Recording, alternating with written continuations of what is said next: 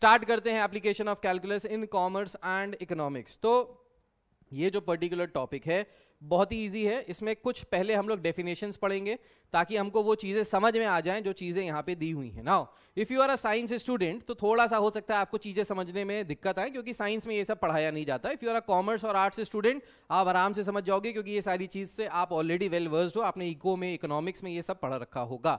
चलिए शुरू करते हैं। कह रहा है पहले में कि हमने ये सब dy by dx पढ़ा है, मैंने बता दिया आपको ये वाली सारी कहानी, ठीक। In economics and commerce we come across many such variables, ये सब फर्जी की बातें हैं, आगे बढ़ते हैं। Objectives after studying this lesson you will be able to define. हाँ, अब यहाँ पे देखो क्या क्या पढ़ेंगे हम लोग और क्या क्या हमारे कोर्स में है। तो जो मैं यहाँ पे पढ़ाने वाला हूँ वो सारी ही चीज़ें आपके कोर्स में है।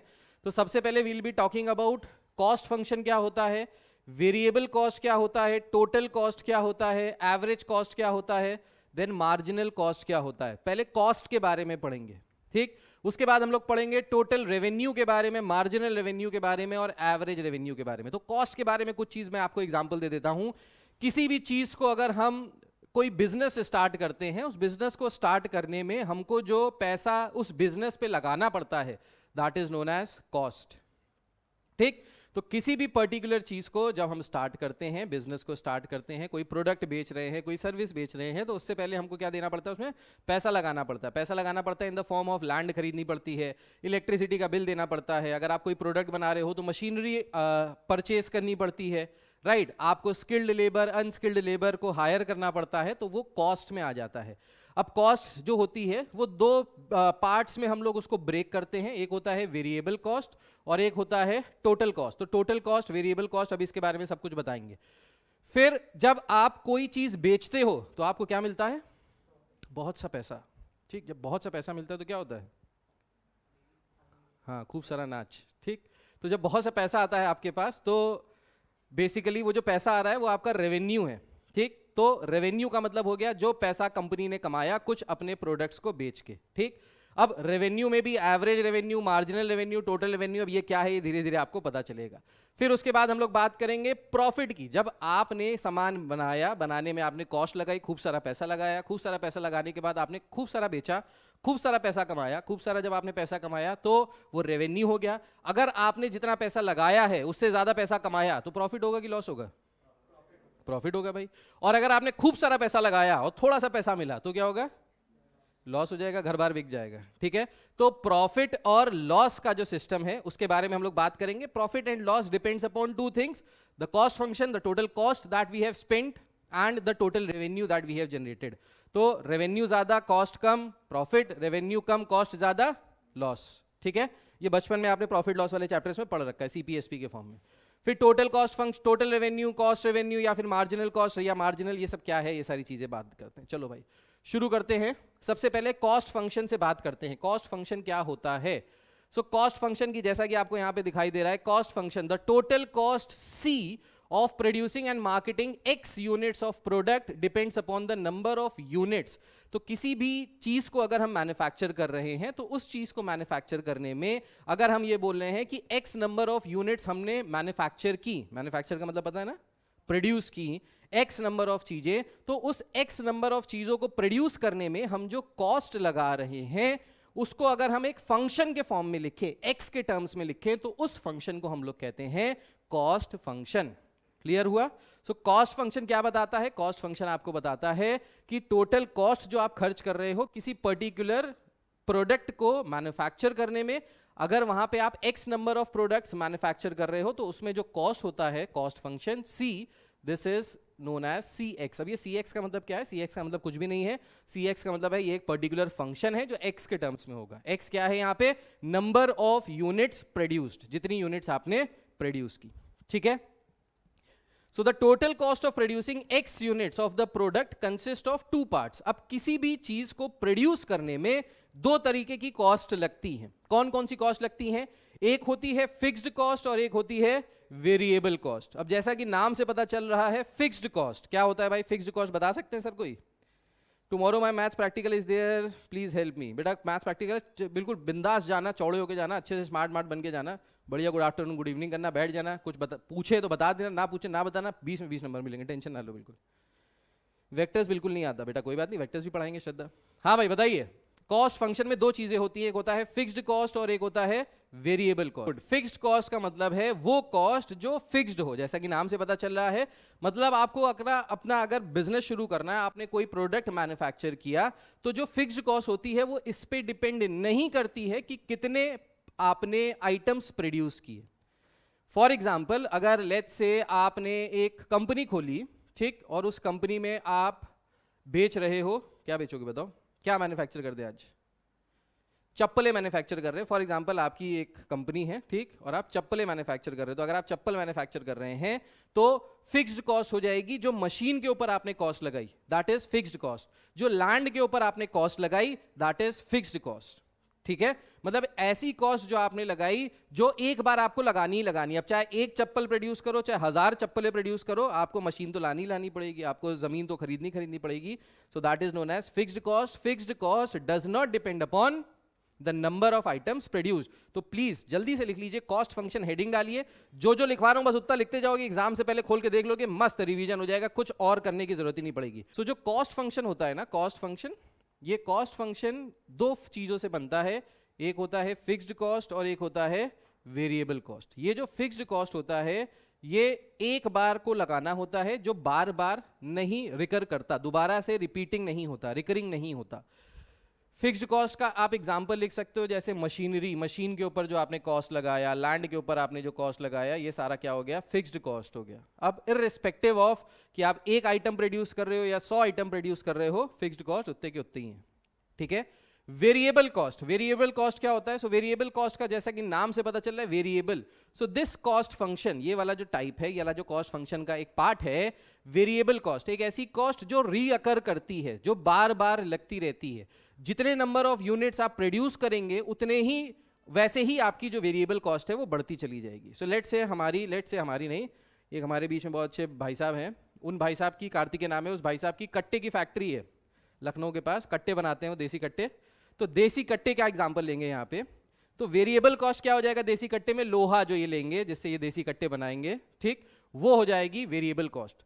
उसको बनाने में जो ये लेबर लेके आएंगे वो हो जाएगी वेरिएबल कॉस्ट, क्योंकि ज्यादा लेबर होगी तो ज्यादा प्रोडक्शन होगा, ज्यादा कट्टे बिकेंगे, बनेंगे तो बिकेंगे। ठीक, तीसरा इलेक्ट्रिसिटी, अब उसको मोल्ड करने में, लोहे को मोल्ड करने में, बेंड करने में, व्हाटएवर इलेक्ट्रिसिटी कॉस्ट आप दे रहे हो, तो वो भी जितना ज्यादा इलेक्ट्रिसिटी यूज करोगे उतना ज्यादा आपका वेरिएबल कॉस्ट बढ़ेगा। तो वेरिएबल कॉस्ट का मतलब क्या हो गया? एक ऐसी कॉस्ट जो रीअकर करती है, जो डिपेंड करती है on the number of items produced. ठीक, यहां तक समझ में आया? सो कॉस्ट फंक्शन दो तरीके के चीजों से बनता है, फिक्स्ड कॉस्ट और वेरिएबल कॉस्ट। फिक्स्ड कॉस्ट के बारे में आपको बता दिया, वेरिएबल कॉस्ट के बारे में भी आपको बता दिया। इसके बाद आता है डिमांड फंक्शन। अब ये डिमांड फंक्शन क्या होता है, बहुत ध्यान से सुनिएगा। डिमांड फंक्शन क्या होता है? सो demand function is an equation that relates price per unit and the quantity demanded at that price. इसको कहते हैं डिमांड फंक्शन। डिमांड का मतलब पता है ना क्या होता है? उसकी कितनी नीड है या उसकी कितनी जरूरत है, that is known as demand. ठीक, तो कोई चीज, जैसे आईफोन की बहुत डिमांड होती है। क्यों आईफोन की डिमांड होती है? वो एक स्टेटस सिंबल हो जाता है कि भाई आईफोन ले लिया, महंगा फोन है हमारे पास, मतलब हम अमीर अमीर से ऐसा लगता है। ठीक है, या उसका iOS बहुत अच्छा होता है, उसमें सिक्योरिटी अच्छी रहती है और कैमरा अच्छा होता है, व्हाटएवर XYZ रीजंस, तो वो हो गई डिमांड। ठीक है, तो जो डिमांड होता है वो डिमांड डिपेंड करता है किसके ऊपर? प्राइस के ऊपर। अगर किसी चीज का डिमांड बहुत ज्यादा है तो प्राइस भी क्या हो जाता है? ज्यादा हो जाता है। डिमांड बहुत कम है तो प्राइस भी क्या हो जाता है? कम है। अब इनके पास कट्टों का ऑर्डर आया, मान लो इन्होंने 100 कट्टे प्रोड्यूस किए, अपने देसी कट्टे प्रोड्यूस किए, 100 देसी कट्टे को खरीदने के लिए 200 आदमी आ गए। ठीक, अब ये एक देसी कट्टा अगर लेट से 1000 रुपए का बेच रहे थे मार्केट में, तो अब क्योंकि इनके पास 200 लोग आ गए तो ये 200 लोगों को तो दे नहीं सकते सबको, आधा आधा कट्टा तो देंगे नहीं, चलेगा ही नहीं भाई, क्या फायदा। ठीक है, तो ये क्या करेंगे? अपनी कॉस्ट बढ़ा देंगे। जितने में बेच रहे थे, 1000 में बेच रहे थे, तो अब ये कितने में बेचने लगेंगे? 2000 में। तो एज अ रिजल्ट क्या होगा? क्योंकि डिमांड ज्यादा आ रही थी तो इसकी वजह से इनको सप्लाई भी बढ़ानी पड़ेगी। ठीक है, सो जो डिमांड फंक्शन होता है वो क्या करता है? डिमांड फंक्शन हम इस तरीके से लिखते हैं, P is the price per unit. ये जो प्राइस पर यूनिट है ये डिपेंड करता है किस पे? ये डिपेंड करता है, ये रिलेट करता है किस पे? ये रिलेट करता है on a function which is in terms of x, that means which is in terms of the number of units produced। तो जितनी नंबर ऑफ यूनिट्स प्रोड्यूस हो रही हैं उस पे डिपेंड करता है P, या फिर P डिपेंड करता है नंबर ऑफ यूनिट्स पे। आप LHS के से भी मूव कर सकते हो, लेफ्ट टू राइट भी मूव कर सकते हो, राइट टू लेफ्ट भी मूव कर सकते हो। अगर आपकी प्राइस कम है तो डिमांड ज्यादा हो जाएगी, अगर प्राइस ज्यादा है तो डिमांड कम हो जाएगी। इस तरीके से ये आपस में रिलेटेड होते हैं। सो ये एक ऐसा फंक्शन जो प्राइस को नंबर ऑफ यूनिट्स प्रोड्यूस से रिलेट करता है, that function is known as a demand function. उसके बाद बात करते हैं रेवेन्यू फंक्शन की। तो जैसा कि आपको पता है रेवेन्यू फंक्शन, रेवेन्यू का मतलब क्या होता है, जो पैसा हमने कमाया अपने एक्स आइटम्स को बेचने पे। So if x is the number of units of certain product sold at a price of let's say P per unit, एक यूनिट की प्राइस कितनी है P, तो X यूनिट्स की प्राइस कितनी हो जाएगी P इंटू एक्स। भाई अगर एक कट्टा 1000 रुपए का बेच रहे हैं भाई, तो 10 कट्टे कितने के बेचेंगे, 10,000 के। 10 इंटू 1000, 20 कट्टे कितने के बेचेंगे, 20 इंटू 1000, 20,000। सो ये जो रेवेन्यू फंक्शन होता है जिसको हम लोग RX के फॉर्म में लिखते हैं, that is equals to P into X. P is the price per unit, X is the number of unit sold. ठीक है, तो ये होता है आपका क्या, रेवेन्यू फंक्शन। तो रेवेन्यू फंक्शन किस पे डिपेंड करता है, प्राइस पे डिपेंड करता है, और नंबर ऑफ यूनिट्स जितनी हमने सेल की उस पे डिपेंड करता है। So revenue function R is equal to P into x which is known as the total revenue. यही होता है हमारा क्या, टोटल रेवेन्यू, कि कितना हमने पूरा का पूरा पैसा कमाया अपने आइटम को बेच के। Then we have profit function. What is a profit function? Profit function का मतलब क्या होता है, प्रॉफिट कब होगा भाई, प्रॉफिट तब होगा जब हमारा रेवेन्यू ज्यादा होगा और हमारा कॉस्ट कम होगा। सो प्रॉफिट किसके बराबर होता है, प्रॉफिट बराबर होता है रेवेन्यू माइनस कॉस्ट। ठीक, अगर फंक्शन के फॉर्म में लिखें प्रॉफिट फंक्शन, तो प्रॉफिट फंक्शन क्या हो जाएगा, सो प्रॉफिट फंक्शन हो जाएगा रेवेन्यू फंक्शन माइनस दी कॉस्ट फंक्शन। तो रेवेन्यू फंक्शन में से अगर आप कॉस्ट फंक्शन को माइनस कर देंगे तो आपको क्या मिल जाएगा, प्रॉफिट फंक्शन। इसके बाद आता है बहुत important, break even point. So you will get a lot of question या इवन सम क्वेश्चंस जिस पे होगा ब्रेक इवन पॉइंट की बात। अब ब्रेक इवन पॉइंट का मतलब क्या होता है पता है कि ब्रेक इवन पॉइंट एक ऐसा पॉइंट होता है कि आपने कुछ चीजें बेच दी। लेट से इन्होंने कुछ देसी कट्टे बनाए, जो इन्होंने देसी कट्टे बनाए, लेट से इन्होंने 100 कट्टे बनाए, 100 कट्टे में से इन्होंने 50 कट्टे बेच दिए। 100 कट्टे जो इन्होंने बनाए थे, लेट से वो लागत थी एक कट्टे पे 500 रुपए, तो 100 कट्टों पे कितने रुपए लग गए, 5000 रुपीज। ये आपका क्या हो गया, कॉस्ट। ठीक, अब इन्होंने 50 कट्टे बेचे और एक कट्टा ये बेच रहे थे 1000 रुपए का। तो अगर एक कट्टा ये 1000 रुपए का बेच रहे थे तो इन्होंने, सॉरी, एक कट्टा अगर ये 1000 रुपए का बेच रहे थे तो कितने के बेच दिए इन्होंने, 50,000 के, और यहां पे भी 50,000 आ जाएगा। ठीक है, सो बेसिकली कॉस्ट लगी 100 कट्टों को बनाने में 500 रुपए के हिसाब से, तो टोटल कॉस्ट लगी 50,000। इन्होंने 50 कट्टे बेचे 1000 रुपीज के हिसाब से, तो भी इनको जो रेवेन्यू जनरेट हुआ यहां से वो कितना हुआ, 50,000। So break even point is that particular point at which जितनी लागत लगी है उतना पैसा आपको वापस मिल गया, जितना पैसा आपने लगाया उतना पैसा आपको वापस मिल गया। कहने का मतलब यह है break even point is that point where the cost is equals to the revenue. जहां पे कॉस्ट रेवेन्यू के बराबर हो जाए उस पॉइंट को क्या कहते हैं, ब्रेक इवन पॉइंट। अब कॉस्ट अगर रेवेन्यू के बराबर हो जाए तो प्रॉफिट फंक्शन अभी हमने पढ़ा था किसके बराबर होता है, प्रॉफिट फंक्शन बराबर होता है revenue function minus cost function. So at break even point, अगर हम ब्रेक इवन पॉइंट की बात करें तो ब्रेक इवन पॉइंट पे क्या हो जाएगा, ये दोनों अगर आपस में बराबर हो जाएंगे तो प्रॉफिट फंक्शन कितना हो जाएगा, शून्य हो जाएगा सर। कितना हो जाएगा सर, शून्य हो जाएगा, जीरो हो जाएगा। ठीक, तो ये हो गया हमारा क्या, break even point. So at break even point the revenue function is equal to the cost function, और we can say the profit function is equal to zero. इनमें से कुछ भी कह सकते हैं। तो आपको एमसीक्यूज भी मिलने वाले हैं सेक्शन सी में, 5 मार्क्स के आपको एमसीक्यूज मिलेंगे एक एक नंबर के। उसमें ऐसी कुछ बेसिक चीजें पूछी जा सकती हैं एमसीक्यूज के फॉर्मेट में। ठीक, कि ब्रेक इवन पॉइंट पे इनमें से कौन सी चीज ट्रू है, तो आपको उसमें से चूज करना होगा। Is this clear? यहां तक सबको क्लियर हो गया? आगे बढ़ते हैं, आगे आ जाते हैं। अब आ जाते हैं क्वेश्चंस पे। ये क्वेश्चंस हम लोग करेंगे। कह रहा है for a new product a manufacturer spends ₹1 lakh on the infrastructure and the variable cost is estimated to be ₹150 per unit of the product. The sale price per unit was fixed at ₹200। Find the cost function, the revenue function, the profit function and the break even point. ये सारी चीजें निकालनी है। इस particular question से आपको सब कुछ क्लियर हो जाएगा। अब इस क्वेश्चन में क्या कह रहा है, कह रहा है एक नया प्रोडक्ट निकाला गया मार्केट में जिसपे जो फिक्स्ड कॉस्ट थी वो कितनी थी, 1 लाख रुपए। Fixed cost is how much, 1 lakh rupees. So 1 lakh rupees the fixed cost. ठीक, फिर उस पे कह रहा है the variable cost is rupees, variable cost is rupees 150 per unit, यानी एक यूनिट को प्रोड्यूस करने में जो कॉस्ट लग रही है वो कितनी लग रही है 150।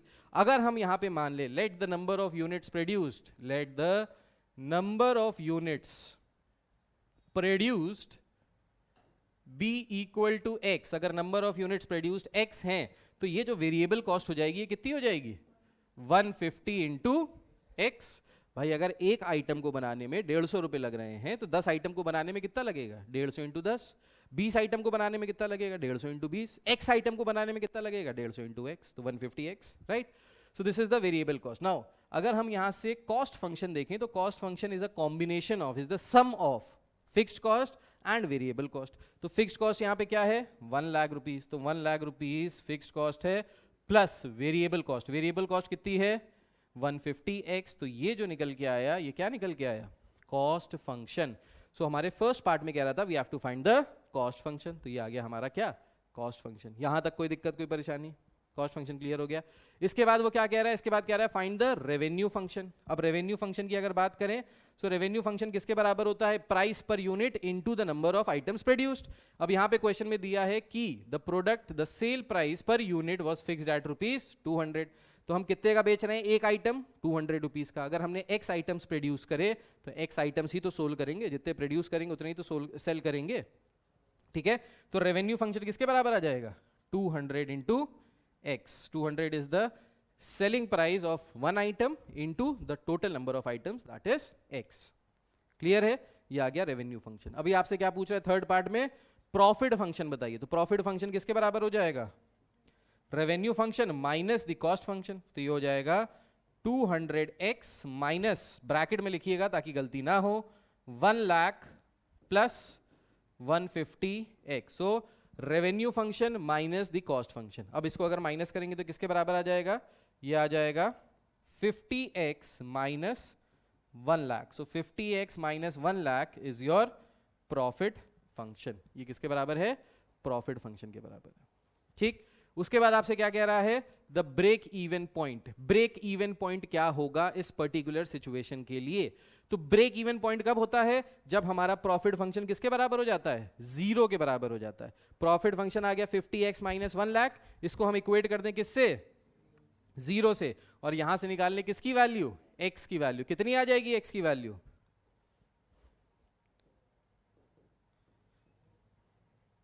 x की वैल्यू कितनी आ जाएगी, सो 1 लाख डिवाइडेड बाय 50, 2000 2000 नहीं है 2000, x की वैल्यू आ गई 2000।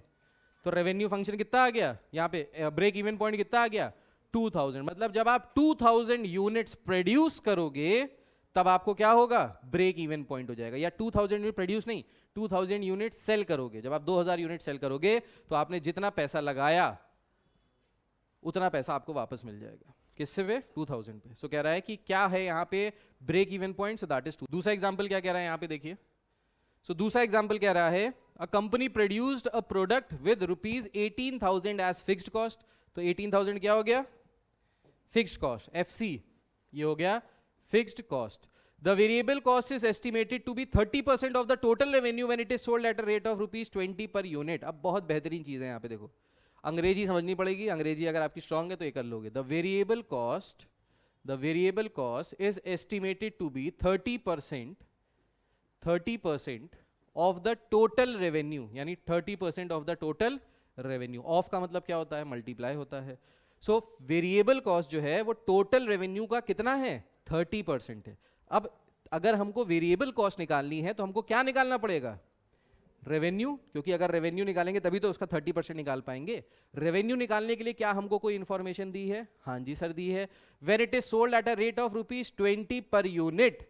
20 रुपए का एक बेच रहे हैं, तो अगर 20 रुपए का एक बेच रहे हैं तो टोटल रेवेन्यू हमारा कितना हो जाएगा। सो अगर हम यहां से मान लें कि हमारे जो आइटम्स प्रोड्यूस हो रहे हैं वो x नंबर ऑफ आइटम्स हैं, तो रेवेन्यू टोटल कितना हो जाएगा 20x। अब 20x का कितना निकालना है 30%। सो 30% of 20x, so 30/100 into 20x। 0 से 0 गया, 0 से 0 गया, कितना आ गया 6x। तो वेरिएबल कॉस्ट कितना आ गया 6x के बराबर। Is this clear to each and every one of you? क्या यहाँ तक सबको क्लियर है? तो रेवेन्यू फंक्शन हमने निकाल लिया, कैसे? हमने मल्टीप्लाई किया एक आइटम की एसपी को number of total items sold, 20x आ गया, इसका हमने 30% निकाला, 20x का 30% इज 6x। ठीक, तो हमको 6x पता चल गया। अब यहाँ से क्या कह रहा है? कह रहा है find the total revenue, total cost and profit function. निकाल लोगे? टोटल रेवेन्यू किसके बराबर हो जाएगा? 20x, जो हम लोग ऑलरेडी निकाल चुके हैं। ठीक, तो ये फर्स्ट पार्ट तो हमारे पास आ गया टोटल रेवेन्यू का। सेकंड पार्ट में क्या कह रहा है? सेकंड पार्ट में कह रहा है टोटल कॉस्ट। तो टोटल कॉस्ट निकालने के लिए आपको क्या करना है? टोटल कॉस्ट बराबर होती है fixed cost plus variable cost. Fixed cost कितनी थी? फिक्स्ड कॉस्ट दी हुई है 18,000 rupees. So 18,000 is the fixed cost plus variable cost कितनी आ गई? 6x। So this is the total cost. Third part में क्या कह रहा है? Profit function. तो प्रॉफिट फंक्शन किसके बराबर हो जाएगा? Profit function is revenue function minus the cost function. Revenue function कितना था? 20x माइनस 18,000 प्लस 6x, तो ये कितना आ जाएगा? 14x minus 18। नेक्स्ट क्वेश्चन पे आते हैं। कह रहा है a manufacturing company finds that the daily cost of producing x items of a product is given by, अब देखो ये जो दिया है क्या दिया है? कोई बता सकता है? जल्दी से देख के बताओ क्या दिया है ये? Cost function. Very good, this is the cost function. First part में कह रहा है each item is sold for ₹350, तो ये 350 क्या दिया है? एसपी दिया है, सेलिंग प्राइस। ये क्या दिया है? एसपी दिया है। Find the minimum number that must be produced and sold daily to ensure no loss. कितने आइटम डेली बनाए कि हमको कोई घाटा ना हो। अब कोई घाटा ना हो का मतलब है कोई प्रॉफिट भी ना हो। ठीक, मतलब पहले पार्ट में हमको क्या निकालना है? Break even point. Break even point. अब यहाँ पे इन्होंने डायरेक्टली ब्रेक इवन पॉइंट नहीं बोला है, इन्होंने कहानी बता के बोला, लेकिन निकालना आपको क्या है? Break even point. अब ब्रेक इवन पॉइंट कैसे निकालोगे? आपको कॉस्ट फंक्शन दिया है, आप रेवेन्यू फंक्शन निकाल सकते हो यहाँ से। रेवेन्यू फंक्शन किसके बराबर होगा? SP into number of item sold. So SP है 350, नंबर ऑफ आइटम सोल्ड अगर हमने मान लिए x हैं, तो ये कितना हो जाएगा? 350x। अब हमारा ब्रेक इवन पॉइंट कब आता है? जब रेवेन्यू फंक्शन किसके बराबर हो जाता है? कॉस्ट फंक्शन के बराबर हो जाता है। या तो ऐसे बोलो, या ऐसे भी बोल सकते हो कि revenue function minus cost function equals to 0, ऐसे भी बोल सकते हो। प्रॉफिट फंक्शन 0 है, तभी कोई लॉस भी नहीं होगा, कोई प्रॉफिट भी नहीं होगा। सो अगर इन दोनों को आपस में इक्वेट कर दें, 350x is equals to 210x plus 7,000, तो यहां से इस इक्वेशन को सॉल्व करके हम x की वैल्यू निकाल सकते हैं। बोलो हाँ या ना? निकाल सकते हैं। यहां से x की वैल्यू आ जाएगी, single equation single variable solve कर लेंगे, आंसर आ जाएगा। समझ में आ गया? तो ये तो हो गया पहला पार्ट। दूसरे पार्ट पे आते हैं। दूसरे पार्ट में कह रहा है if the selling price is increased by ₹35 पर पीस। बाय का मतलब क्या होता है? The selling price is increased by ₹35 पर पीस। हर पीस की जो सेलिंग प्राइस है वो 35 कर दी जाए, या हर पीस की जो सेलिंग प्राइस है वो ₹35 बढ़ा दी जाए? बताओ। वेरी गुड, हर पीस की ₹35 बढ़ा दी जाए। इंक्रीजेस बाय मींस उसकी वैल्यू ₹35 बढ़ा दी जाए। तो पहले कितने की बिक रही थी? 350 की, अब कितने की बिकेगी? 385 की। ठीक, सो न्यू एसपी अगर हम यहां से निकालें तो कितनी आ जाएगी? 385। ठीक, अच्छा कह रहा है what would be the break even point. अब ब्रेक इवन पॉइंट बताओ, तो अब भी वही करेंगे। अब रेवेन्यू फंक्शन बस यहाँ पे चेंज हो जाएगा। रेवेन्यू फंक्शन क्या हो जाएगा? दिस विल बी 385x, और अगर हमको ब्रेक इवन पॉइंट निकालना है तो हम इसको किससे इक्वेट कर देंगे? With the cost function which is 210x plus 7,000। ठीक है, तो देखिए यहाँ पे जब हमने इसको इक्वेट किया, पहले वाले में जब हमने इक्वेट किया तो x की वैल्यू कितनी आ गई? x की वैल्यू आ गई 50, और जब हमने ₹35 बढ़ा के 385 जब आ गया तो x की वैल्यू कितनी आ गई? x की वैल्यू आ गई 40। जाहिर सी बात है, जब आप ज्यादा पैसे पे बेचोगे तो कम सामान बेचने पे ही ब्रेक इवन पॉइंट आ जाएगा। कम का बेचोगे तो ज्यादा सामान बेचना पड़ेगा, तब ब्रेक इवन पॉइंट आएगा। ठीक, तो यहाँ पे ये चीज हो गई क्लियर। तो ये जो पहला टॉपिक था, ये पहला टॉपिक हमने क्लियर कर लिया है। इसके बाद आ जाते हैं नेक्स्ट टॉपिक पे, क्योंकि इसके और जो क्वेश्चन है वो सब ऐसे ही हैं, चिंटू क्वेश्चन है, सब ऐसे ही आप आराम से कर लेंगे। ठीक है, समझना क्या है यहाँ पे? Cost function. कॉस्ट फंक्शन दो चीजों से बनता है, किससे किससे? फिक्स्ड कॉस्ट और वेरिएबल कॉस्ट से। ठीक, रेवेन्यू फंक्शन क्या होता है? Price per unit into the number of units. Profit function क्या होता है sir? Revenue function minus cost function. Break even point कब आता है सर? जब रेवेन्यू फंक्शन कॉस्ट फंक्शन के बराबर हो या प्रॉफिट फंक्शन 0 के बराबर हो। बस खत्म हो गई पूरी फर्स्ट एक्सरसाइज। इजी है? अब बताओ सेक्शन सी कितना इजी है? लोग कहते हैं कि भाई सेक्शन सी मुश्किल है। कोई मुश्किल नहीं भाई, इजी है, सब ऐसी है। कहानी में सब खत्म हो जाएगा। Then we have the next topic that we have is average and marginal functions। ना इसको आसानी से आराम से समझना, आसानी से समझ में आ जाएगा। अब देखिए, अगर दो क्वांटिटीज आपको दी हैं x एंड y, ठीक, दो क्वांटिटीज दी हैं x और y, y को हम एक फंक्शन के फॉर्म में लिख रहे हैं which is a function in terms of x, so y is equals to fx, ठीक। तो एवरेज क्या होता है? एवरेज का मतलब क्या होता है? मीन क्या होता है? मीन का मतलब ही नहीं होता है। मीन का मतलब होता है यहाँ पे एवरेज, या एवरेज का मतलब होता है मीन या फिर सेंट्रल वैल्यू।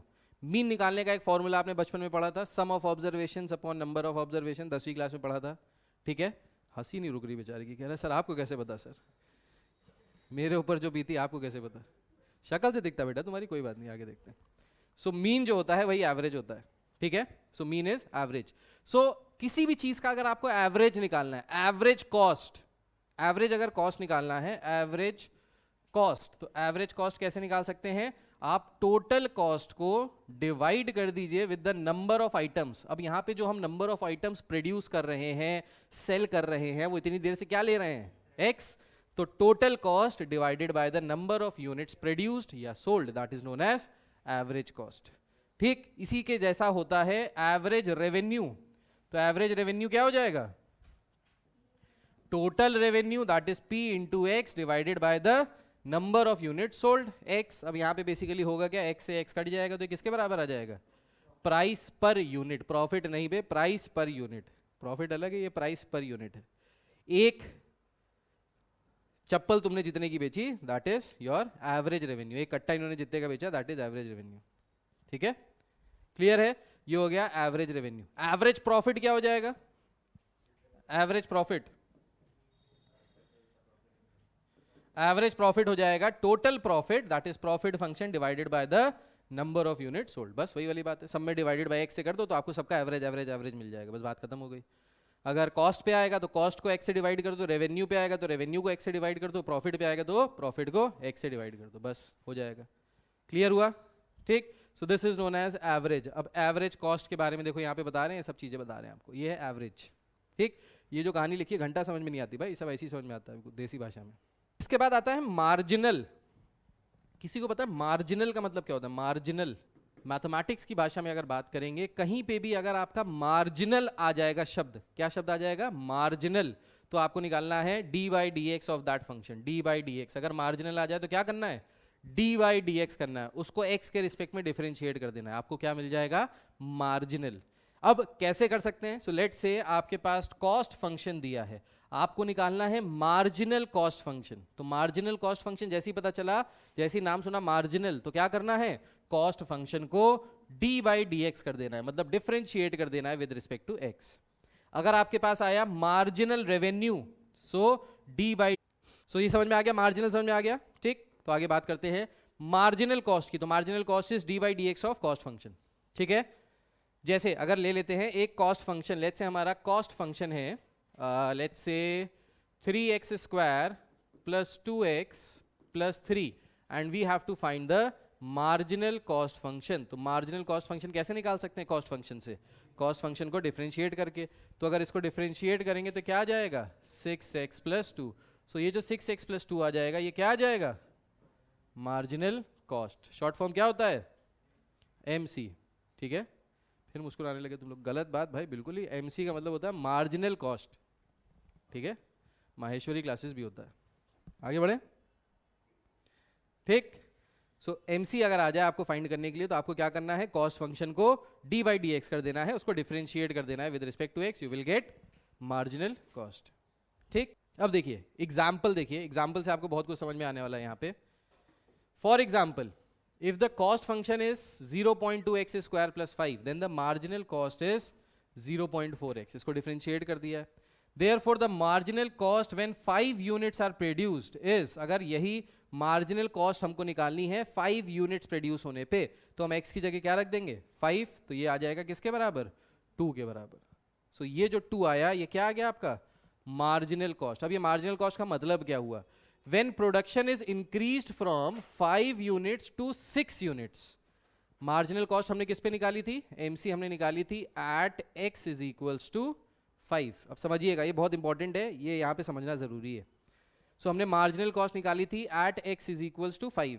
ठीक, जब हमने मार्जिनल कॉस्ट निकाली थी at x is equals to 5, marginal cost function जो आया था हमारा वो आया था 0.4x। तो हमने क्या किया, जब मार्जिनल कॉस्ट हमने निकाला at x is equals to 5, तो हमने 0.4 को मल्टीप्लाई किया किससे, 5 से, तो कितना आ गया, 2। अब ये जो 2 है ये आपको क्या बता रहा है, what is the meaning of this 2?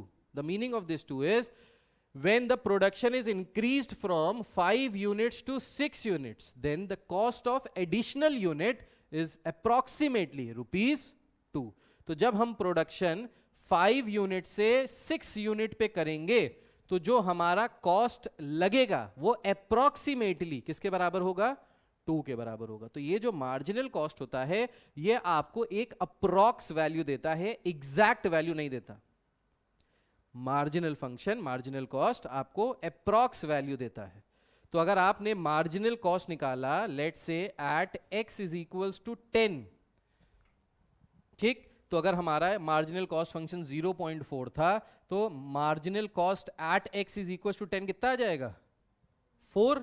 तो इसका मतलब है कि 10 यूनिट से जब हम 11th यूनिट प्रोड्यूस करेंगे तो जो एडिशनल कॉस्ट आएगी वो कितने की आएगी, अप्रोक्सीमेटली 4 रुपए की। एग्जैक्टली 4 रुपए की नहीं आएगी, अप्रोक्सीमेटली 4 रुपए की आएगी। ये होता है मार्जिनल कॉस्ट। इस पे क्वेश्चन आ चुका है पिछले साल, इसलिए मैं आपको इसको ज्यादा एम्फेसिस देके समझा रहा हूं, ठीक है। तो ये आ गया। अब देखिए क्वेश्चन, देखिए क्वेश्चन क्या कह रहा है, क्वेश्चन कह रहा है the cost function of a firm is given by this, find the average cost, find the marginal cost when x is equals to 4। तो हमको कॉस्ट फंक्शन दिया हुआ है, किसके बराबर दिया है, 2x square plus x minus 5। हमको क्या निकालना है, एवरेज कॉस्ट। तो एवरेज कॉस्ट निकालने के लिए हम क्या करेंगे, इस कॉस्ट फंक्शन को x से डिवाइड कर देंगे। जब x से डिवाइड कर देंगे तो क्या आ जाएगा, 2x plus 1 minus 5 by x। खत्म। सेकेंड पार्ट पे आते हैं, कह रहा है मार्जिनल कॉस्ट। तो मार्जिनल कॉस्ट का मतलब है डिफरेंशिएट कर दो किसको, कॉस्ट फंक्शन को। इसको डिफरेंशिएट करोगे तो क्या आ जाएगा, 4x प्लस 1, ये आ गया मार्जिनल कॉस्ट। फिर क्या कह रहा है, marginal cost when x is equals to 4। तो अब क्या करो, यहाँ पे x की वैल्यू 4 रख दो, तो x की वैल्यू 4 रखने पे मार्जिनल कॉस्ट कितनी आ जाएगी, 17 आ जाएगी। Very good. जब 4th यूनिट से हम 5th यूनिट प्रोड्यूस कर रहे हैं तो अप्रोक्सीमेट जो कॉस्ट लग रही है 4 यूनिट से 5th यूनिट को प्रोड्यूस करने में वो कितनी लग रही है, 17 रुपए। ठीक है। So this is all about marginal and average. एक और एग्जांपल देते हैं। अच्छा, इस तरीके के क्वेश्चन नहीं आएंगे, शो दैट स्लोप ऑफ ये, स्लोप ऑफ ये छोड़ देना। अगर ऐसे कोई क्वेश्चन शीट में दिए हैं, मैंने बुक में भी दिए हैं आपके, ऐसे क्वेश्चंस को करने की जरूरत नहीं है। प्रूव दैट वाले क्वेश्चन नहीं आएंगे। ये जो सेक्शन बी और सेक्शन सी है ये स्कोरिंग आता है, इसमें आपसे वो पीएचडी नहीं कराना चाहते हैं। ठीक है, तो इस तरीके के क्वेश्चन, प्रूव दैट वाले क्वेश्चन छोड़ दीजिएगा, इतने लंबे लंबे क्वेश्चन नहीं आते हैं। ठीक, हाँ अब ये देखिए, जैसे अब ये भी प्रूव दैट वाला क्वेश्चन है। हाँ, ये वाला क्वेश्चन देखिए, ये बढ़िया क्वेश्चन है, इस क्वेश्चन को देखिए ध्यान से। सो ये इंक्रीजिंग और डिक्रीजिंग वाले पे आ गया, ये बढ़िया क्वेश्चन है, ऐसे क्वेश्चन आ सकते हैं आपके पेपर में। क्या कह रहा है, if the total cost function of a product is given bye, ये क्या दिया है, टोटल कॉस्ट फंक्शन, मतलब इसमें वेरिएबल कॉस्ट भी होगी और फिक्स्ड कॉस्ट भी होगी। Prove the marginal cost falls continuously as the output increases. तो जैसे जैसे आप x बढ़ाते जाएंगे वैसे वैसे आपकी मार्जिनल कॉस्ट क्या होती जाएगी, घटती चली जाएगी, ये बताना है यहाँ पे। सो एज x इंक्रीज, जैसे जैसे प्रोडक्शन बढ़ता जाएगा मार्जिनल कॉस्ट कम होती जाएगी। अब इस क्वेश्चन को कैसे करेंगे ये समझते हैं। तो सबसे पहले हमको कॉस्ट फंक्शन दिया है, इस कॉस्ट फंक्शन से सबसे पहले क्या निकालते हैं, marginal function, marginal cost MC। ठीक, मार्जिनल कॉस्ट निकालने के लिए हमने इस कॉस्ट फंक्शन को क्या किया, डिफरेंशिएट किया।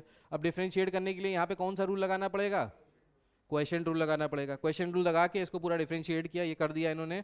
तो आगे बढ़ जाते हैं, डायरेक्ट आ जाते हैं यहाँ पे। तो मार्जिनल कॉस्ट को जब डिफरेंशिएट किया तो डिफरेंशिएट करके क्या आया, ये आ गया। सो ये आ गया हमारा क्या, मार्जिनल कॉस्ट।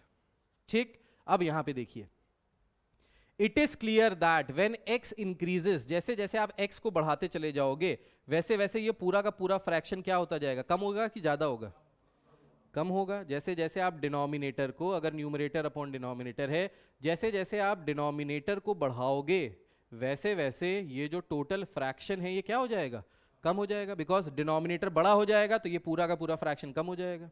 ठीक, सो जैसे जैसे x की वैल्यू बढ़ती जाएगी वैसे वैसे ये पूरी वैल्यू घटती जाएगी। ठीक, तो यहां से हम क्या देख सकते हैं, यहां से हम ये कह सकते हैं कि जैसे जैसे हम प्रोडक्शन बढ़ाते जाएंगे, x बढ़ाते जाएंगे, मार्जिनल कॉस्ट क्या होता जाएगा, कम होता जाएगा, बस ये बताना है यहाँ से। तो आपको ये लाइन लिखनी पड़ेगी, ठीक। कह रहा था ना शो दैट, तो आपने ये चीज शो कर दिया कि जब मार्जिनल कॉस्ट निकाला, जैसे जैसे एक्स बढ़ता जा रहा है वैसे वैसे मार्जिनल कॉस्ट घटता जा रहा है, बात खत्म, ठीक, क्लियर हो गया। इसके बाद आ जाता है average revenue, marginal revenue. Average revenue के लिए क्या करना है, रेवेन्यू फंक्शन को एक्स से डिवाइड करना है। मार्जिनल रेवेन्यू के लिए क्या करना है, रेवेन्यू फंक्शन को डिफरेंशिएट करना है, बात खत्म हो गई। आगे आ जाते हैं क्वेश्चंस पे direct. So this is the question 41.7, कह रहा है the total revenue received from the sale of x units of a product is given by this. ये क्या दिया है, रेवेन्यू फंक्शन दिया है। कह रहा है एवरेज रेवेन्यू निकालो, तो एवरेज रेवेन्यू निकालने के लिए क्या करना पड़ेगा, एक्स से डिवाइड करना पड़ेगा। तो average revenue will be equal to 12 plus 2x plus 6/x, हर टर्म को x से डिवाइड कर दिया, ठीक। मार्जिनल रेवेन्यू, तो मार्जिनल रेवेन्यू निकालने के लिए, MR निकालने के लिए क्या करना पड़ेगा, डिफरेंशिएट करना पड़ेगा। तो ये क्या आ जाएगा, ये आ जाएगा 4x प्लस 12 आ जाएगा मार्जिनल रेवेन्यू, या आप 12 प्लस 4x लिख लो तब भी आंसर वही है, ठीक। फिर कह रहा है marginal revenue at x is equal to 50, तो इसका मतलब क्या हुआ, x की जगह आप क्या रख दोगे 50। So MR at x is equal to 50। So 4 5 20, कितना आ जाएगा 212। अब इस 212 का मतलब क्या हुआ, वेरी गुड, जब हम 50 से 51st आइटम सेल करेंगे, वहां पे था प्रोड्यूस करेंगे, यहां पे क्योंकि रेवेन्यू के हिसाब से तो सेल करेंगे, बस ये फर्क है। जब हम 50 से 51st आइटम सेल करेंगे तो जो हमारा रेवेन्यू है वो कितना मिलेगा, अप्रॉक्सीमेटली 212 रुपीज। अब इसके बाद देखो क्या कह रहा है, इसके बाद कह रहा है फोर्थ पार्ट में कह रहा है find the actual revenue from selling the 51st item. Marginal revenue का क्या मतलब होता है कि 50 से 51st आइटम को जब सेल करेंगे तो अप्रॉक्सीमेटली 212 रुपए मिलेंगे। यहां पे फोर्थ पार्ट में कह रहा है the actual revenue from selling the 51st item, actual में कितना पैसा मिलेगा 51st आइटम को बेचने पे, ठीक। तो हमको क्या करना है, रेवेन्यू निकालना है फॉर 51 आइटम्स माइनस रेवेन्यू निकालना है for 50 items. So revenue function में x क्या बताता है, नंबर ऑफ यूनिट सोल्ड, ठीक। तो अगर हम R51 निकालेंगे तो R51 का मतलब क्या हो गया, टोटल रेवेन्यू जो हमको मिला, टोटल पैसा जो हमको मिला 51 देसी कट्टे बेचने से आ जाएगा, ठीक। हमको क्या निकालना है कि 50 से 51 पे जब गए तो हमको कितना रेवेन्यू मिला। तो इसके लिए फिर हम क्या करेंगे, रेवेन्यू फंक्शन निकालेंगे किस पे, 50 पे, कि टोटल 50 देसी कट्टे बेचने पे हमको कितना पैसा मिला। इन दोनों को क्या करेंगे, सब्ट्रैक्ट कर लेंगे। तो जब सब्ट्रैक्ट कर लेंगे तो हमको वो जो वैल्यू मिलेगी वो क्या मिल जाएगा, एग्जैक्ट वैल्यू जो आपको 51st कट्टे को बेचने पे मिलेगी।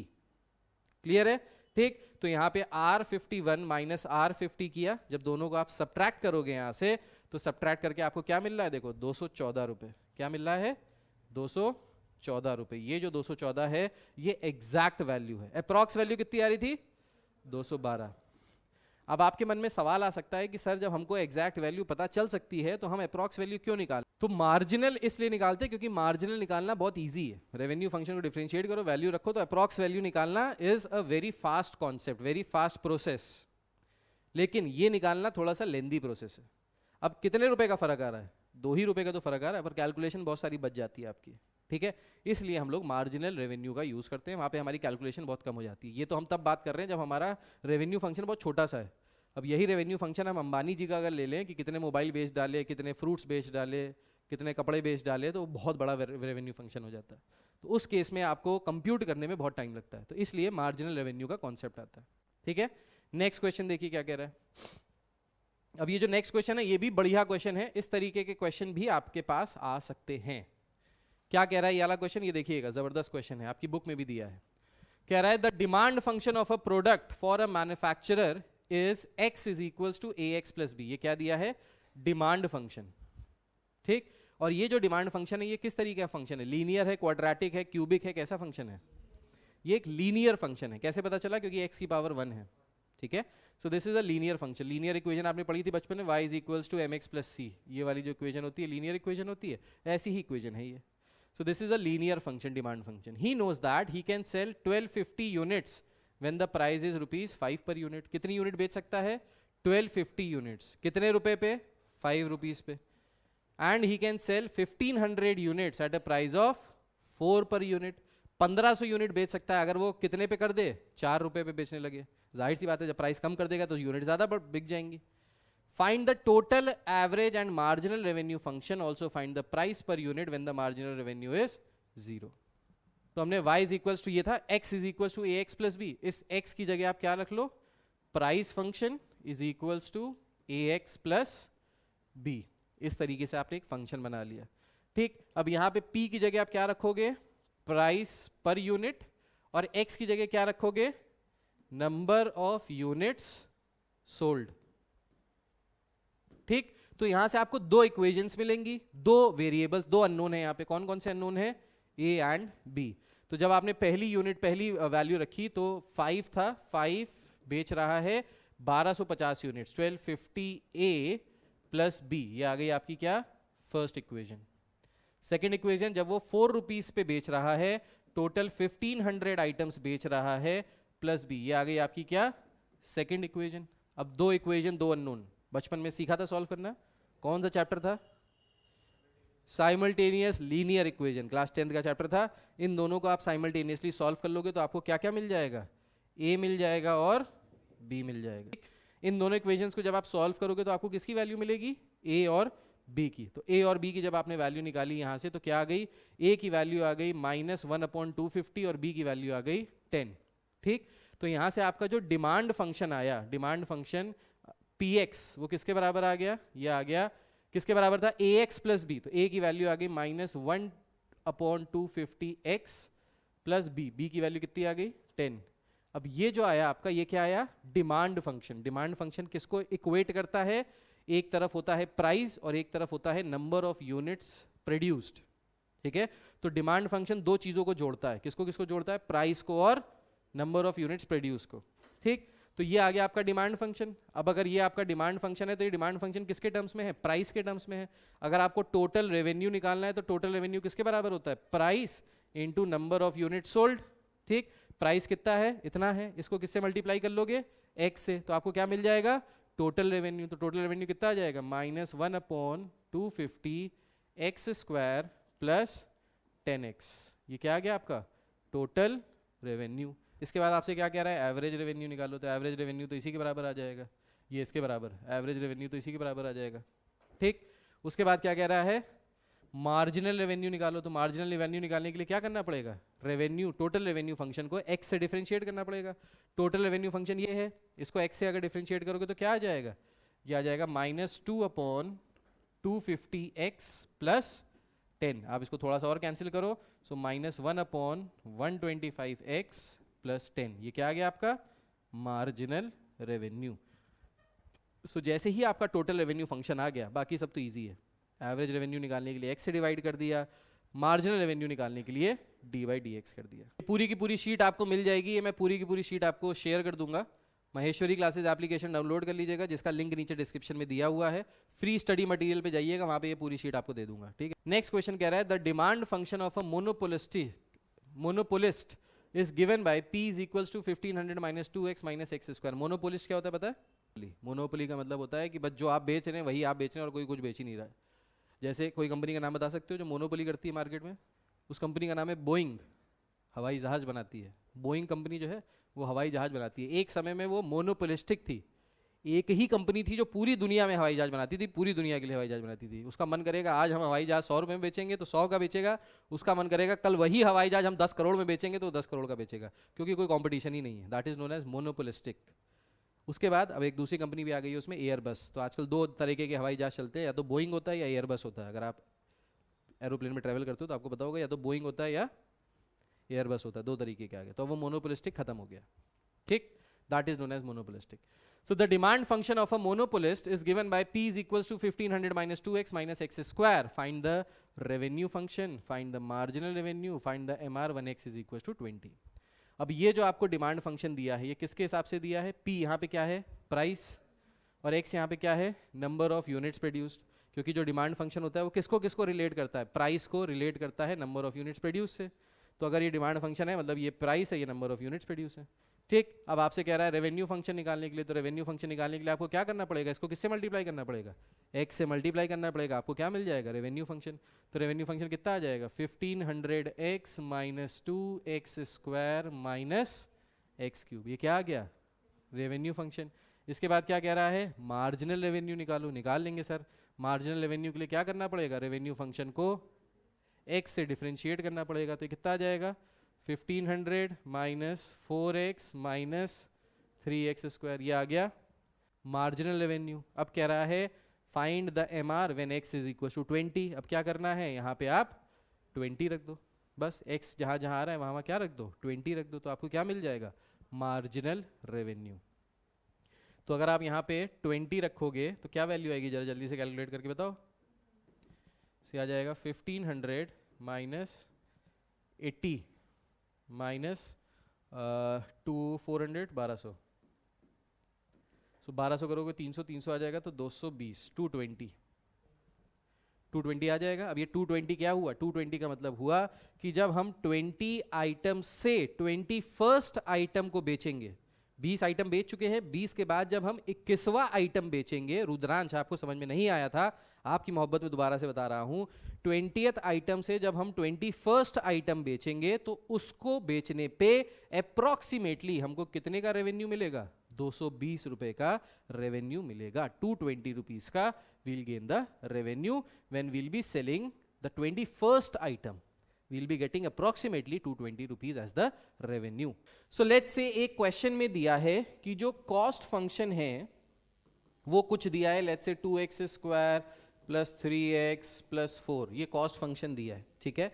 अब आपको इस कॉस्ट फंक्शन में पूछ रहा है, कह रहा है कि बताइए यहां पे कि ये कॉस्ट फंक्शन किस वैल्यू के लिए, x की कौन सी वैल्यू के लिए मिनिमम होगा, ठीक। सो बेसिकली हमको यहाँ पे मिनिमाइज करना है इस कॉस्ट फंक्शन को। सो ऑब्जेक्टिव फंक्शन जिसको भी मैक्सिमाइज करना है या मिनिमाइज करना है, उस पर्टिकुलर फंक्शन को आप डिफरेंशिएट कीजिए, डिफरेंशिएट करके x उसको 0 के बराबर रखिए। जब 0 के बराबर रखेंगे तो यहाँ पे आपको क्या मिल जाएगा, टर्निंग पॉइंट मिल जाएगा। इसी टर्निंग पॉइंट पे या तो मैक्सिमम वैल्यू होगी या मिनिमम वैल्यू होगी। अब कैसे हम लोग ये डिसाइड करेंगे कि वैल्यू मैक्सिमाइज है कि मिनिमम है कि मैक्सिमम है, तो हमको क्या करना होगा, इसी फंक्शन को डबल डिफरेंशिएट करना होगा। We have to differentiate this function again. इसको डबल डिफरेंशिएट करके यहां से दो ऑप्शंस हो सकते हैं, दो outputs are possible. The first output is that after double differentiating the function, the value that you are getting is either a positive value or a negative value. If the value is positive, that means this is the point of minima. If the value is negative, that means the point is maxima. ठीक है, तो उल्टा होता है, negative पे maxima, positive pay minima, जैसा कि आपने एओडी में पढ़ा था। ये वही सारी चीज है जो आपको दोबारा से मैं आपको पढ़ा रहा हूं। तो अभी हम लोग आ जाते हैं इस पर्टिकुलर चैप्टर पे, जिसमें हम लोगों को बात करनी है मिनिमाइजेशन ऑफ एवरेज कॉस्ट और total cost and maximization of total revenue या फिर टोटल प्रॉफिट। तो हमको मिनिमाइज किसको करना होगा, अपनी कॉस्ट को, मैक्सिमाइज किसको करना होगा, रेवेन्यू को, ताकि ज्यादा से ज्यादा प्रॉफिट हो। हर कंपनी यही चाहती है कि प्रॉफिट करें, कोई कंपनी ऐसी नहीं जो ये चाहती है कि हम ज्यादा से ज्यादा नुकसान करें, राइट। तो प्रॉफिट फंक्शन को हमको इंक्रीज करना है। नाउ अब देखिए, average cost function, profit function, ये सब आपको पता है। मैं डायरेक्ट क्वेश्चन से आपको बताता हूं कि किस तरीके से हम क्वेश्चंस को सॉल्व करेंगे। सो क्वेश्चन देखते हैं, एग्जाम्पल है यहाँ पे, इस एग्जाम्पल को सॉल्व करते हैं। इस एग्जाम्पल में कह रहा है the manufacturing cost of an item consist of ₹6,000 as overheads, material cost is ₹5 per unit and labor cost is x² by 60 for x units produced. So first of all what we can do is, first of all we can find the value of the cost function. First of all we can find the cost function. So cost function निकालते हैं। cost function is fixed cost is 6,000 plus variable cost is ₹5 per unit. So if we are saying that x units are produced, so the variable cost will be 5x plus labour cost that is x² by 60। तो यहां से labour cost आ गई। तो इस तरीके से हमने क्या निकाल लिया, सबसे पहले कॉस्ट फंक्शन निकाल लिया। कह रहा है find how many units must be produce so that the average cost is minimum. So हमको किसको मिनिमाइज करना है वो सबसे पहले आपको आइडेंटिफाई करना होगा। तो यहां पे किसको मिनिमाइज करना है, एवरेज कॉस्ट को। कॉस्ट फंक्शन निकाल लिया, कॉस्ट फंक्शन से we can find the average cost. So average cost function कैसे निकल जाएगा? एवरेज कॉस्ट के लिए निकालने के लिए इस पूरी इक्वेशन को डिवाइड कर देते हैं x से। अगर इस पूरी इक्वेशन को x से डिवाइड कर दें, so we will get 6000 upon x plus 5 plus x by 60। So this is the average cost function. कह रहा है कि कितने यूनिट्स प्रोड्यूस करें सो दैट जो हमारी एवरेज कॉस्ट है वो मिनिमम हो जाए। तो कितने यूनिट्स प्रोड्यूस करें कि एवरेज कॉस्ट मिनिमम हो जाए, मतलब हमारा objective function is average cost, जिसको मिनिमाइज करना है। इसको डिफरेंशिएट कर देते हैं with respect to x। So d by d x of average cost, this will be equal to minus 6000 upon x square plus x upon 60। सो ये आ गया हमारा क्या? ये आ गया हमारा डिफरेंशिएशन ऑफ एवरेज कॉस्ट, जब हमने ऑब्जेक्टिव फंक्शन को डिफरेंशिएट किया। अभी क्या करना है? डिफरेंशिएट करके इक्वेट करना है इसको जीरो से। तो जब इसको जीरो से इक्वेट करेंगे तो यहां से हमारी x की वैल्यू आ जाएगी। तो x की वैल्यू यहां से कितनी आ जाएगी? x की वैल्यू आ जाएगी 3600। ठीक है, इसको पूरा सॉल्व करके एलसीएम लेके जब इसको करेंगे तो 3600, सो 3600 नहीं सॉरी 600 आ जाएगा। एक मिनट देख लेते हैं कैसे आएगा, सॉल्व ही कर लेता हूं मैं पूरा। तो यहाँ पे एलसीएम लेंगे तो आ जाएगा एक्स स्क्वायर इंटू 60, तो ये हो जाएगा 60 इंटू 6 6 36 माइनस का 36 1 2 3 4 प्लस एक्स स्क्वायर था तो यहाँ पे x cube is equals to 0 आ गया। अब इस पूरे पार्ट को उधर ले जाएंगे तो ये 0 से इक्वेट हो जाएगा। ठीक, इधर ले जाके 0 से इक्वेट हो जाएगा तो ये आ जाएगा x cube is equals to 3600। अच्छा यहाँ पे x नहीं आएगा, जब इसको डिफरेंशिएट करेंगे तो ये 1/60 आ जाएगा, 1/60 आएगा, x नहीं आएगा तो यहाँ पे x स्क्वायर आएगा। तो x square is equals to 36 1 2 3 4 4 0। So x की वैल्यू आएगी इसका स्क्वायर रूट, इसका स्क्वायर रूट लेंगे तो ये हो जाएगा 600। So the value of x is 600। मतलब यहाँ पे जो आइटम्स प्रोड्यूस कर रहे हैं वो कितने प्रोड्यूस कर रहे हैं? 600 आइटम पे हमारी जो एवरेज कॉस्ट होगी वो क्या हो जाएगी? मिनिमम हो जाएगी। तो एवरेज कॉस्ट मिनिमाइज हो रही है at x is equals to 600 पे। ठीक है, ठीक, तो x की वैल्यू 600 हो गई। अब इसके बाद क्या हुआ? इसके बाद कह रहा है कि find how many units must be produce so that the average cost is minimum. तो यूनिट्स प्रोड्यूस तो हमने निकाल ली, अब एवरेज कॉस्ट को मिनिमाइज करना है। अब एवरेज कॉस्ट को मिनिमाइज कैसे कर सकते हैं? सो एवरेज कॉस्ट को मिनिमाइज करने के लिए अब हमको ये पता कैसे चलेगा कि मैक्सिमाइजेशन है कि मिनिमाइजेशन है? तो हमने क्या किया, ये जो हमने फंक्शन को डिफरेंशिएट किया था इसको दोबारा डिफरेंशिएट कर देंगे। ठीक, so again differentiating, we have to write this again differentiating the average cost function. इसको दोबारा डिफरेंशिएट करेंगे तो ये आ जाएगा d square by d x square of a c, that will be equal to, अब इसको दोबारा डिफरेंशिएट करेंगे तो क्या आ जाएगा? ये x की पावर -2 आगे चला जाएगा तो ये आ जाएगा 12000 अपॉन एक्स क्यूब और ये हो जाएगा 0। तो 12000 अपॉन एक्स क्यूब आ गया। अब x की वैल्यू अगर आप 600 पुट कीजिए, या ये जो पूरी की पूरी वैल्यू x की जगह कोई भी पॉजिटिव वैल्यू रखोगे तो ये वैल्यू हमेशा कैसी आएगी? पॉजिटिव आएगी, दैट मीन्स ग्रेटर देन 0। अगर डबल डिफरेंशिएट करने पे वैल्यू ग्रेटर देन 0 आ रही है मतलब कैसा हो गया? पॉजिटिव हो गया। पॉजिटिव का मतलब है point of minima. So we will write in the bracket point of minima. Since double differentiation of the average cost function is a positive value, therefore this is point of minima. मतलब minimum cost average cost function तब आएगा जब हम 600 units produce कर रहे हैं। ठीक है, I hope this is clear to each and every one of you. सबको इसके बाद नेक्स्ट क्वेश्चन देखते हैं। नेक्स्ट क्वेश्चन में क्या आ रहा है? मिनिमाइज करना है। ओके, टोटल कॉस्ट फंक्शन हमको दिया हुआ है यहाँ पे प्रोडक्ट का, और इस कॉस्ट फंक्शन को हमको शो करना है कि किस वैल्यू पे, for what value of x the cost function will be minimum. So this is the question. They have given the cost function, they are asking at which value of x की कौन सी value के लिए ये cost function minimum होगा। ठीक, तो cost function को minimise करना है, जिसको भी मिनिमाइज करना है that is our objective function. तो ऑब्जेक्टिव फंक्शन क्या है? Cost function. पहले लिख लेते हैं हम कॉस्ट फंक्शन क्या है हमारा। सो हमारा कॉस्ट फंक्शन है x cube minus 615 x square by 2 plus 1570x plus 18000। So this is our cost function. इस कॉस्ट फंक्शन को हमको क्या करना है? मिनिमाइज करना है।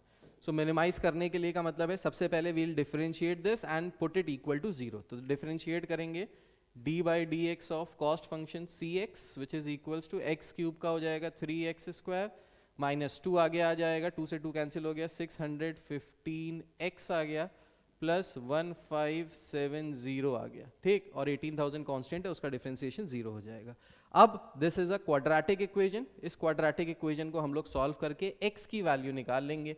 सो क्वाड्रेटिक इक्वेशन तो हमारी आ गई, d by d x of the function आ गया, लेकिन अब टर्निंग पॉइंट निकालने के लिए we have to put this equal to 0, इसको 0 से इक्वेट कर देंगे। अब 0 से इक्वेट करने के बाद हमको क्या मिलेगा, वेरी गुड, 2 टर्निंग पॉइंट्स मिलेंगे हमको। ये क्वाड्रेटिक इक्वेशन जब सॉल्व करेंगे तो हमको 2 टर्निंग पॉइंट्स मिलेंगे। तो देखो यहाँ पे जब क्वाड्रेटिक इक्वेशन सॉल्व की तो x की 2 वैल्यूज आई, कौन कौन सी values I, 175 and 30. So these are the 2 values which you will get on solving this particular quadratic equation. Quadratic equation solve करना आपको अच्छे से आता है, ठीक। तो यहाँ से x की आपको 2 वैल्यूज मिल गई d by dx करके। अब इसके बाद आपको जैसे ही x की वैल्यू मिल गई, मतलब आपको टर्निंग पॉइंट मिल गया। टर्निंग पॉइंट मिलने के बाद आपको क्या करना है, टर्निंग पॉइंट मिलने के बाद आपको कॉस्ट फंक्शन को मिनिमाइज दिखाना है। तो कॉस्ट फंक्शन को मिनिमाइज दिखाने के लिए इसको दोबारा से डिफरेंशिएट करेंगे। So again differentiating, so you have to write again differentiating with respect to x। इसको अगर x के रिस्पेक्ट में डिफरेंशिएट करेंगे तो आ जाएगा 6x माइनस 615, ये आ गया। सो दिस इज हमारा double derivative d by d square by d x square of the cost function, ये आ गया। अब हमको we have to find the point of minima. Point of minima के लिए हम एक बार 175 रखेंगे और एक बार 30 रख के देखेंगे, ठीक। So d square by d x at x is equals to 175 और 30, तो दोनों वैल्यूज, क्योंकि 2 वैल्यूज आ रही हैं, दोनों वैल्यूज को इनपुट करके देखा, तो जब इन दोनों वैल्यूज को इनपुट करके देखेंगे तो कितना हो जाएगा। सो डेफिनेटली ये वाली जो वैल्यू आएगी 175 रखने पे ये वैल्यू पॉजिटिव आएगी, और जब आप 30 वैल्यू रखोगे तो ये वैल्यू नेगेटिव आएगी, ठीक। 30 पे नेगेटिव आ जाएगी क्योंकि 180 माइनस 615 ये नेगेटिव आएगी। 175 को 6 से मल्टीप्लाई करोगे 615 से ज्यादा होगा तो ये पॉजिटिव वैल्यू आएगी। हमको मिनिमाइज करना था कॉस्ट फंक्शन को, तो मिनिमाइज कब होता है, जब पॉजिटिव वैल्यू आती है। So this is the point of minima. That means if we have to minimize the cost function, the number of units produced should be equal to 175. तो हम next question देखिए. Now this is a good question. ये भी बढ़िया question है. क्या कह रहा है ये क्वेश्चन, देखते हैं. ये क्वेश्चन कह रहा है the demand function for a manufacturer's product is x is equals to, ये डिमांड फंक्शन दिया है, x is equals to 70 minus 5p, where p is price per unit, x is the number of units produce. अभी तक तो ये समझ में आ गया होगा. At what value of x will there be maximum revenue? x की कौन सी वैल्यू के लिए रेवेन्यू मैक्सिमम होगा, ठीक है. तो हमको किसको मैक्सिमाइज करना है यहाँ पे, रेवेन्यू फंक्शन को. सो दैट मीन्स हमको यहाँ पे सबसे पहले क्या निकालना पड़ेगा, रेवेन्यू फंक्शन. रेवेन्यू फंक्शन किसके बराबर होता है, price per unit into the number of unit sold. अब यहाँ पे x दिया है इन terms of p. This demand function is in the form of कि x in terms of p दिया है, बट हम इस डिमांड फंक्शन को चेंज भी कर सकते हैं. हम p निकाल सकते हैं इन टर्म्स ऑफ x. तो अगर हम यहाँ से p निकालें इन टर्म्स ऑफ x, तो p की वैल्यू क्या आ जाएगी, 70 माइनस एक्स अपॉन 5. ये आ जाएगी हमारी किसकी वैल्यू, p की value. 70 minus x upon 5 is the value of p. अब p की वैल्यू पता चल गई, इसको x से मल्टीप्लाई कर देंगे तो हमको रेवेन्यू फंक्शन मिल जाएगा. तो रेवेन्यू फंक्शन आ जाएगा 70x minus x square upon 5. So this is the revenue function जिसको हमको मैक्सिमाइज करना है, ठीक है, और मैक्सिमम रेवेन्यू भी बताना है. तो मैक्सिमाइज करने के लिए सबसे पहले क्या करेंगे, again double second derivative test लगाएंगे. सबसे पहले इसको डिफरेंशिएट करेंगे. Let's differentiate this revenue function with respect to x. तो हमको क्या मिल जाएगा, ये मिल जाएगा 14 माइनस 2x बाय 5, ठीक है, मिल जाएगा, ठीक. 5 से इसको कैंसिल किया, ये 14 आ गया. 14x का डिफरेंशिएशन हो गया 14 माइनस एक्स स्क्वायर का डिफरेंशिएशन हो गया 2x upon 5. So this is derivative of the revenue function. इसको डिफरेंशिएट करके 0 के बराबर रखना है. 0 के बराबर रखेंगे तो ये हो जाएगा 14 is equals to 2x upon 5. 2 से कैंसिल किया 7 हो गया, 7 5 35. सो x की वैल्यू हो गई 35. दैट मीन्स हमको रेवेन्यू मैक्सिमम कहां पे मिलेगा, जब x की वैल्यू 35 होगी, जब हम 35 आइटम सेल करेंगे. अब मैक्सिमम होगी कि मिनिमम होगी ये अभी नहीं पता. This is basically the turning point. Now this turning point can be a point of maxima, can also be a point of minima. तो मैक्सिमा है कि मिनिमा, इसके लिए हमको चेक करना पड़ेगा. चेक कैसे कर सकते हैं, इस फंक्शन को दोबारा डिफरेंशिएट करके. तो अगर इस फंक्शन को दोबारा डिफरेंशिएट करें रेवेन्यू फंक्शन को, तो हमको क्या मिल जाएगा, 14 का डेरिवेटिव 0 हो जाएगा, ये हो जाएगा माइनस का 2 by 5. Now this is a constant negative term which is less than 0. अगर ये नेगेटिव टर्म लेस देन 0 है, that means this is point of maxima. तो जो हमारा रेवेन्यू फंक्शन था जिसको मैक्सिमाइज करना था, ये हमने मैक्सिमाइज कर दिया. ठीक है. So I hope this is clear to all the students, जितने लोग भी देख रहे हैं. तो देखिए, अच्छा हाँ, मैक्सिमम रेवेन्यू भी तो निकालना था. तो मैक्सिमम रेवेन्यू निकालने के लिए हम क्या करेंगे, x की जगह 35 पुट कर देंगे यहाँ पे. तो जब x की जगह 35 पुट करेंगे तो हमको मैक्सिमम रेवेन्यू मिल गया. मैक्सिमम रेवेन्यू कितना मिल गया, 245 रुपीज का मैक्सिमम रेवेन्यू मिल गया. नेक्स्ट क्वेश्चन में कह रहा है, a company charges ₹700 for a radio set on an order of 60 और लेस सेट्स. तो 60 या 60 से कम सेट्स के लिए 700 रुपए चार्ज करती है. The charge is reduced by ₹10 पर set for each set ordered in excess of 60. 60 से ज्यादा अगर आप ऑर्डर करोगे तो 700 का जो रेडियो सेट पड़ रहा था उसमें 10 रुपए कम का, यानी 690 का पड़ेगा आपको. ठीक है. Find the largest size order company should allow so as to receive a maximum revenue. कितना मैक्सिमम ऑर्डर कंपनी को अलाउ करना चाहिए, मतलब मैक्सिमम कितने ये रेडियो सेट्स बेच सकते हैं ताकि इनको रेवेन्यू मैक्सिमम मिले. I hope you have understood the question. ठीक है. तो ये क्वेश्चन कह क्या रहा है, ये क्वेश्चन कह रहा है कि a company charges ₹700 for a radio set on order of 60 और लेस. तो अगर आपने 60 रेडियो सेट्स ऑर्डर किए, 60 या 60 से कम, तो ये कितने रुपए लेगी आपसे, ₹700 पर रेडियो फॉर अ रेडियो. ये a radio mean single radio.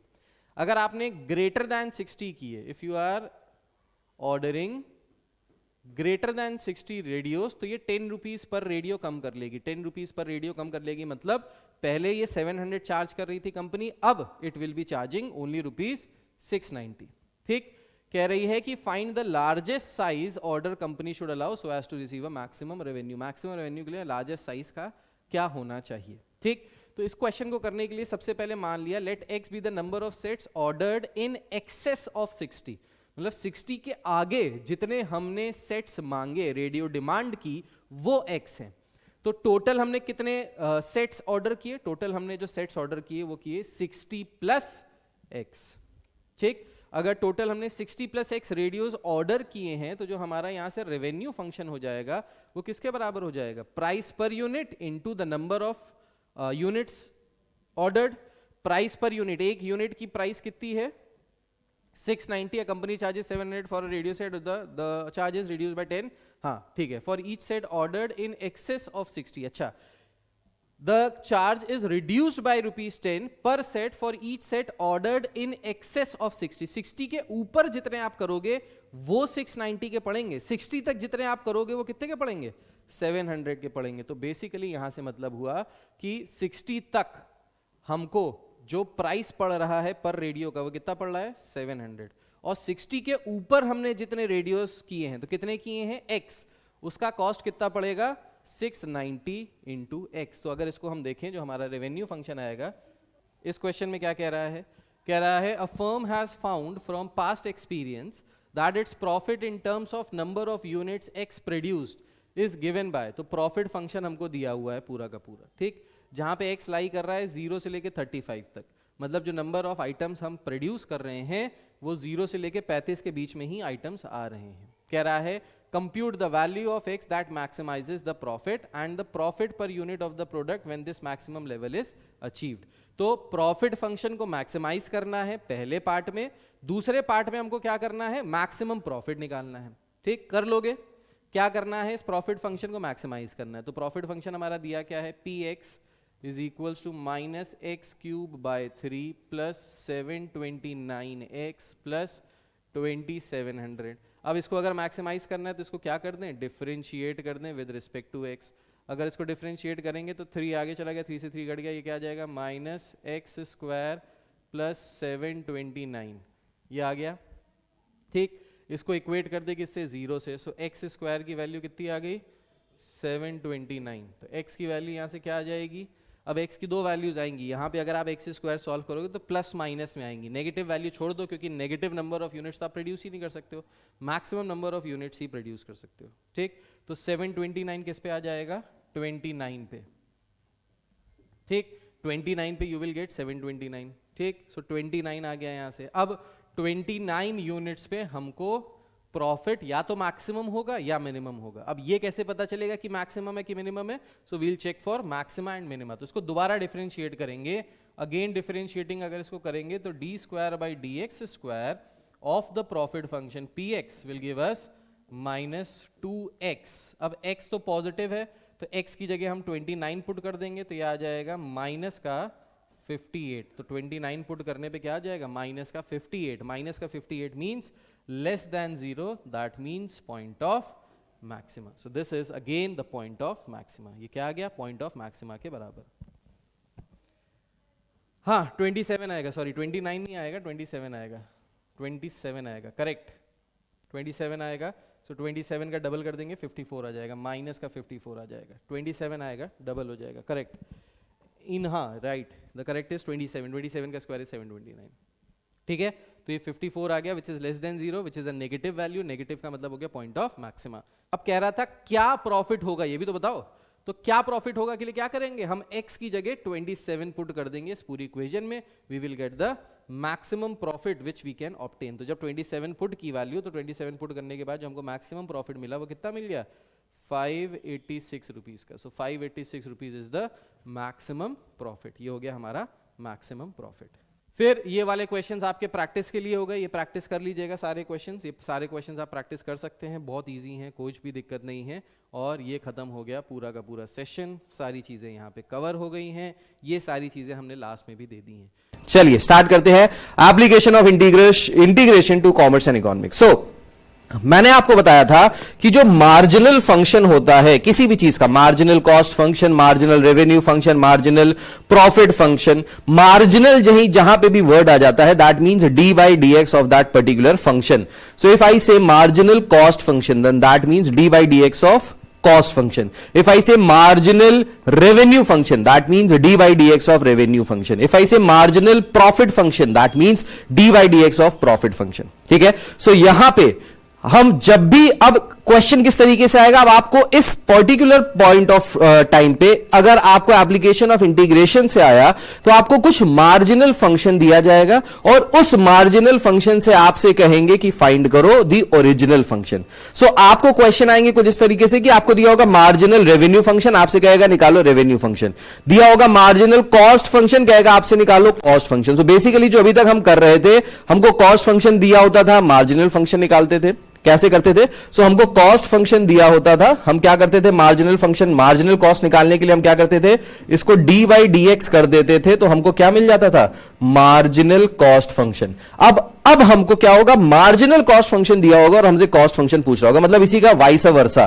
तो इसी का वाइस वर्सा कैसे कर सकते हैं भाई? तो आपको पता है इंटीग्रेशन और डिफरेंशिएशन एक दूसरे के इनवर्स है। तो अगर हमने कॉस्ट फंक्शन को डिफरेंशिएट करके मार्जिनल कॉस्ट फंक्शन निकाला है, तो हम इसी मार्जिनल कॉस्ट फंक्शन को वापस इंटीग्रेट करके कॉस्ट फंक्शन में कन्वर्ट कर सकते हैं। Likewise if we are given revenue function and we had to convert it into marginal revenue, then what we did was we differentiated this revenue function. Now if we want to convert this marginal revenue back to the revenue function, what we have to do is basically we have to integrate this marginal revenue function and we'll go back to the revenue function. So ये करना है पूरे इस वाले topic में, जल्दी से देख लेते हैं।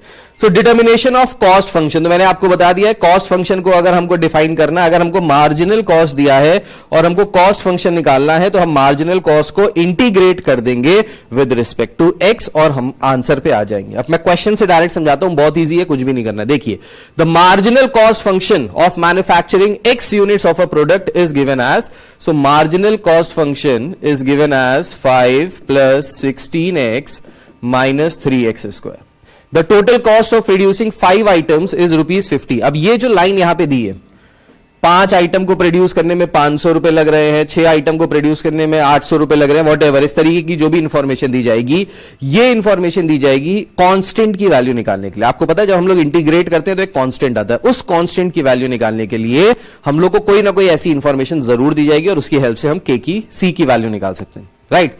कह रहा find the total cost function, तो मार्जिनल कॉस्ट फंक्शन दिया है, टोटल कॉस्ट फंक्शन निकालने को कह रहा है। क्या करेंगे भाई? कुछ भी नहीं, इसको इंटीग्रेट कर देंगे दोनों तरफ।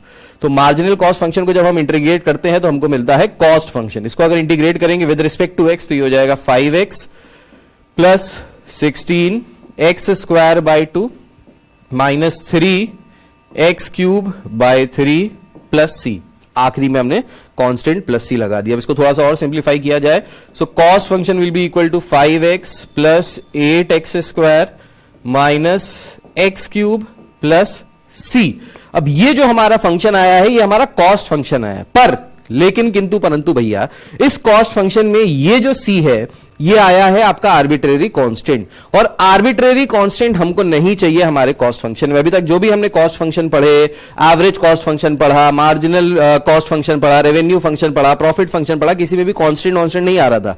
सो इस कांस्टेंट की वैल्यू हमको निकालनी पड़ेगी। अब इस कांस्टेंट की वैल्यू को निकालने के लिए आपको कोई ना कोई इंफॉर्मेशन जरूर दी होगी। यहां पे जैसे यहां दिया है 5 आइटम्स को अगर प्रोड्यूस कर रहे हैं तो 500 रुपए लग रहे हैं, मतलब जब x की वैल्यू 5 रखेंगे तो जो हमारा कॉस्ट फंक्शन है cx will be equal to 500, और यहां पे ये वैल्यू रख के हम लोग यहां से c की वैल्यू निकालेंगे, तो cx हो जाएगा 500 जब x की वैल्यू है 5 के बराबर। तो x की वैल्यू 5 रखेंगे यहां पे, तो 5 इंटू 5 25 प्लस 5 का स्क्वायर हो गया 25 इंटू 8 हो गया 200 माइनस 25 का क्यूब, राइट नहीं 5 का क्यूब, हाँ 5 का क्यूब, सो 5 का क्यूब हो गया 125 plus c।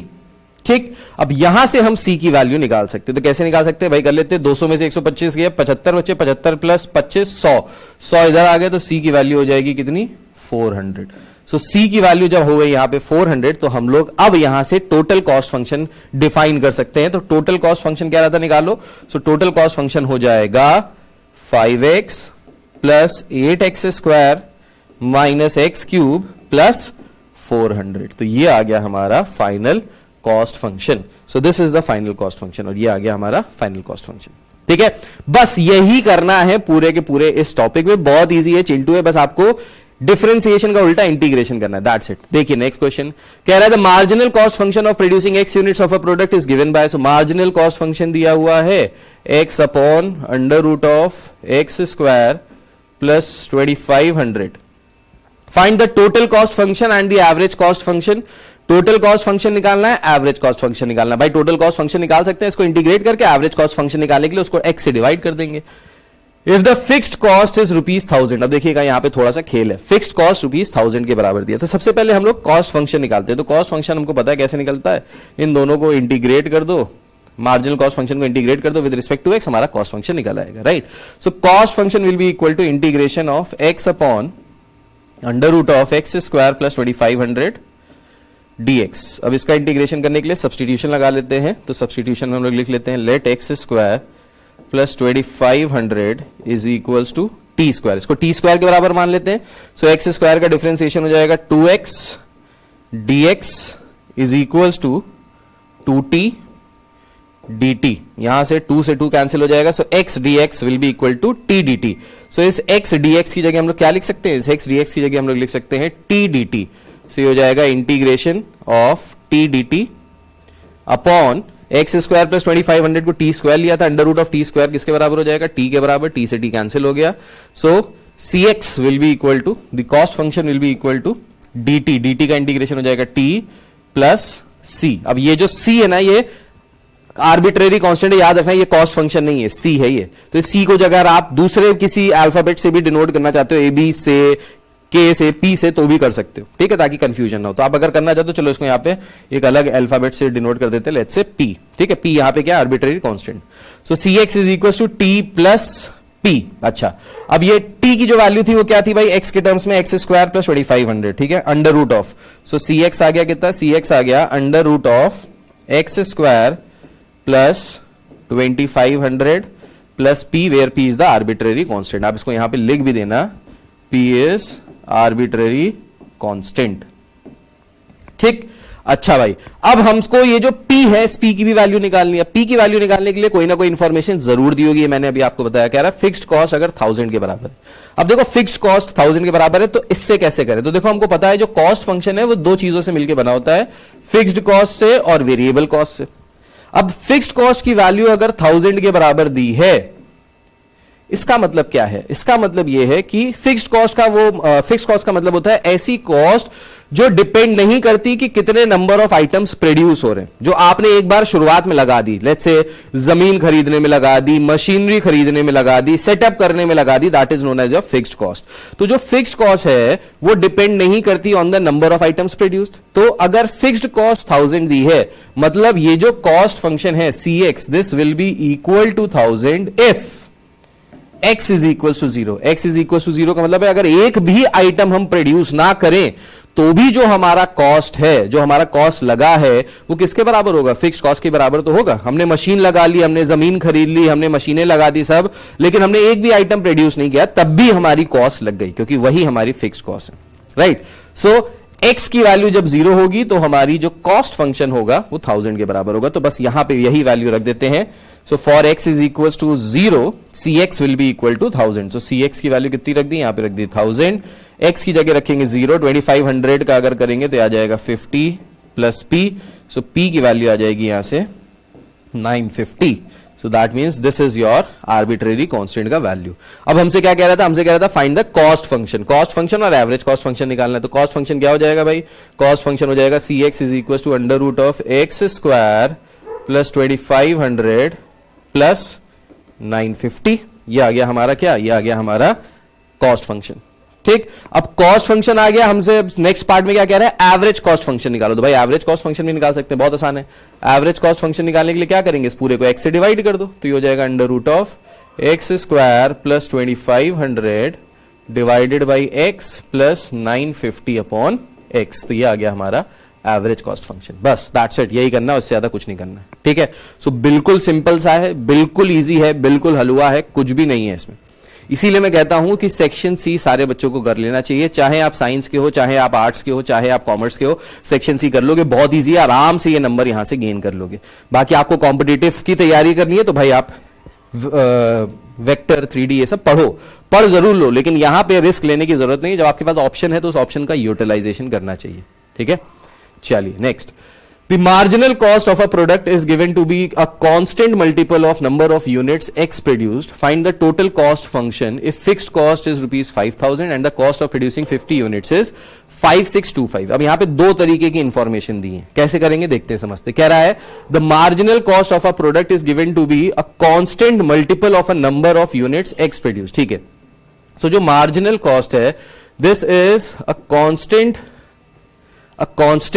multiple of number of units of X produce. Constant multiple of number of unit of X produce मतलब जितनी number of units X produce की जा रही हैं उसका एक constant multiple है हमारा marginal cost। तो constant जो है हमने यहाँ पे वो K1 को ले लिया, तो हमने यहाँ लिख लिया let K1 is the constant। So K1 यहाँ पे हमारा constant है, तो इसका multiple है। multiple का मतलब होता है that many times, so K1 times X। ठीक, अब हमसे क्या कह रहा है? हमसे कह रहा है find the total cost function. Cost function निकालने की बात कर रहा है, तो कॉस्ट फंक्शन निकालने की बात कर रहा है मतलब हम दोनों तरफ इंटीग्रेट कर दें। सो K1 x को अगर हम dx के रिस्पेक्ट में करेंगे तो मार्जिनल कॉस्ट को अगर हम लोग इंटीग्रेट करते हैं तो हमको मिलता है कॉस्ट फंक्शन। K1 x का इंटीग्रेशन करेंगे तो आ जाएगा K1 x square by 2 plus एक और आर्बिट्रेरी कांस्टेंट, और ये कांस्टेंट को हमने ले लिया लेट्स से फिर से p के बराबर। c नहीं ले रहे क्योंकि c ऑलरेडी लिखा हुआ है। ठीक है, इसको p के बराबर ले लिया। अच्छा, अब ये जो हमारा कॉस्ट फंक्शन आया ये तो आ गया, लेकिन हमको यहाँ पे दो आर्बिट्रेरी कांस्टेंट मिल रहे हैं K1 और p, जिसकी वजह से हमको अब k और p की भी वैल्यू निकालनी पड़ेगी। अगर हम k और p की वैल्यू निकाल लें तो भाई हमारा कॉस्ट फंक्शन आ जाएगा। अब k और p की वैल्यू निकालने के लिए दो अननोन है, यहाँ पे दो आर्बिट्रेरी कांस्टेंट है k एंड p। सो हमको दो इक्वेशंस बनानी पड़ेंगी। दो इक्वेशंस बनाने के लिए हमको यहां पे भरपूर इंफॉर्मेशन दी है, उसका इस्तेमाल करना है। क्या कह रहा है? Find the total cost if fixed cost is rupees 5000। अभी मैंने बताया था फिक्स्ड कॉस्ट अगर 5000 है तो फिक्स्ड कॉस्ट पे जो नंबर ऑफ आइटम्स प्रोड्यूस्ड होते हैं वो 0 के बराबर होते हैं। तो कॉस्ट फंक्शन में अगर हम 1000 रख दें 5000 और x की वैल्यू यहां पे क्या हो जाएगी? 0 हो जाएगी। तो अगर x की वैल्यू 0 हो जाएगी तो यहां से p की वैल्यू क्या आ जाएगी? p की वैल्यू आ जाएगी 5000 के बराबर। तो पहली इक्वेशन बन गई हमारी पहली इंफॉर्मेशन से। तो पहली इंफॉर्मेशन हमने जैसी रखी, हमको वैल्यू मिल गई किसकी? p की। p की वैल्यू मिल गई। अब हमको किसकी वैल्यू निकालनी है? अब हमको वैल्यू निकालनी है K1 की। अब K1 की वैल्यू कैसे निकालेंगे? सो 50 यूनिट्स प्रोड्यूस करने पे 5625 आ रहा है। So when x is equals to 50, when x is equals to 50, CX is equals to 5625। तो x की जगह अगर अपन 50 रख देंगे यहाँ पे तो क्या आ जाएगा, तो x की जगह 50 रख देते, cx आ गया 5625 इज इक्वल टू x की जगह रखते हैं 50, तो 50 का स्क्वायर हो जाएगा 2500 divided by 2 into K1 plus P। P की वैल्यू कितनी आ गई, P की वैल्यू हम 5000 ऑलरेडी निकाल चुके हैं। इस 5000 को इधर ले जाते हैं तो माइनस 5000 हो जाएगा, तो हो जाएगा 625 इज इक्वल्स टू, इसको कैंसिल करते हैं तो 1 टाइम्स 2 टाइम्स 5 टाइम्स 0 टाइम्स, ठीक है 1250 आ जाएगा is equals to 1250 K1। K1 की वैल्यू यहां से क्या आ जाएगी, K1 की वैल्यू आ जाएगी 625 डिवाइडेड बाई 1250। तो इसको 5 से अगर कैंसिल करें सो 5125 राइट, 5 से कैंसिल करें सो 5250, ठीक। फिर से 25 से कैंसिल हो जाएगा सो 25 5 टाइम्स इज 125 एंड 25 10 टाइम्स, फिर 5 से कैंसिल करेंगे सो 1/2। सो यहां से K1 की वैल्यू क्या आ गई, K1 की वैल्यू आ गई हाफ के बराबर। हमसे क्या कह रहा था फाइंड द कॉस्ट फंक्शन, तो कॉस्ट फंक्शन निकाल लेते हैं भाई। So cost function Cx will be equal to K1, K1 क्या है, K1 की वैल्यू है 1/2 x square by 2, so x square by 2 plus P1, P की वैल्यू क्या है, P की वैल्यू है 5000। इसको थोड़ा सा और सॉल्व करेंगे फर्दर तो आ जाएगा x square by 4 plus 5000। So this is your net cost function, total cost function, ये आ गया हमारा, ठीक है। सो बहुत इजी है, बस समझना है और समझ लोगे एक बार तो आराम से हो जाएगा, कुछ भी नहीं है इसमें, ठीक।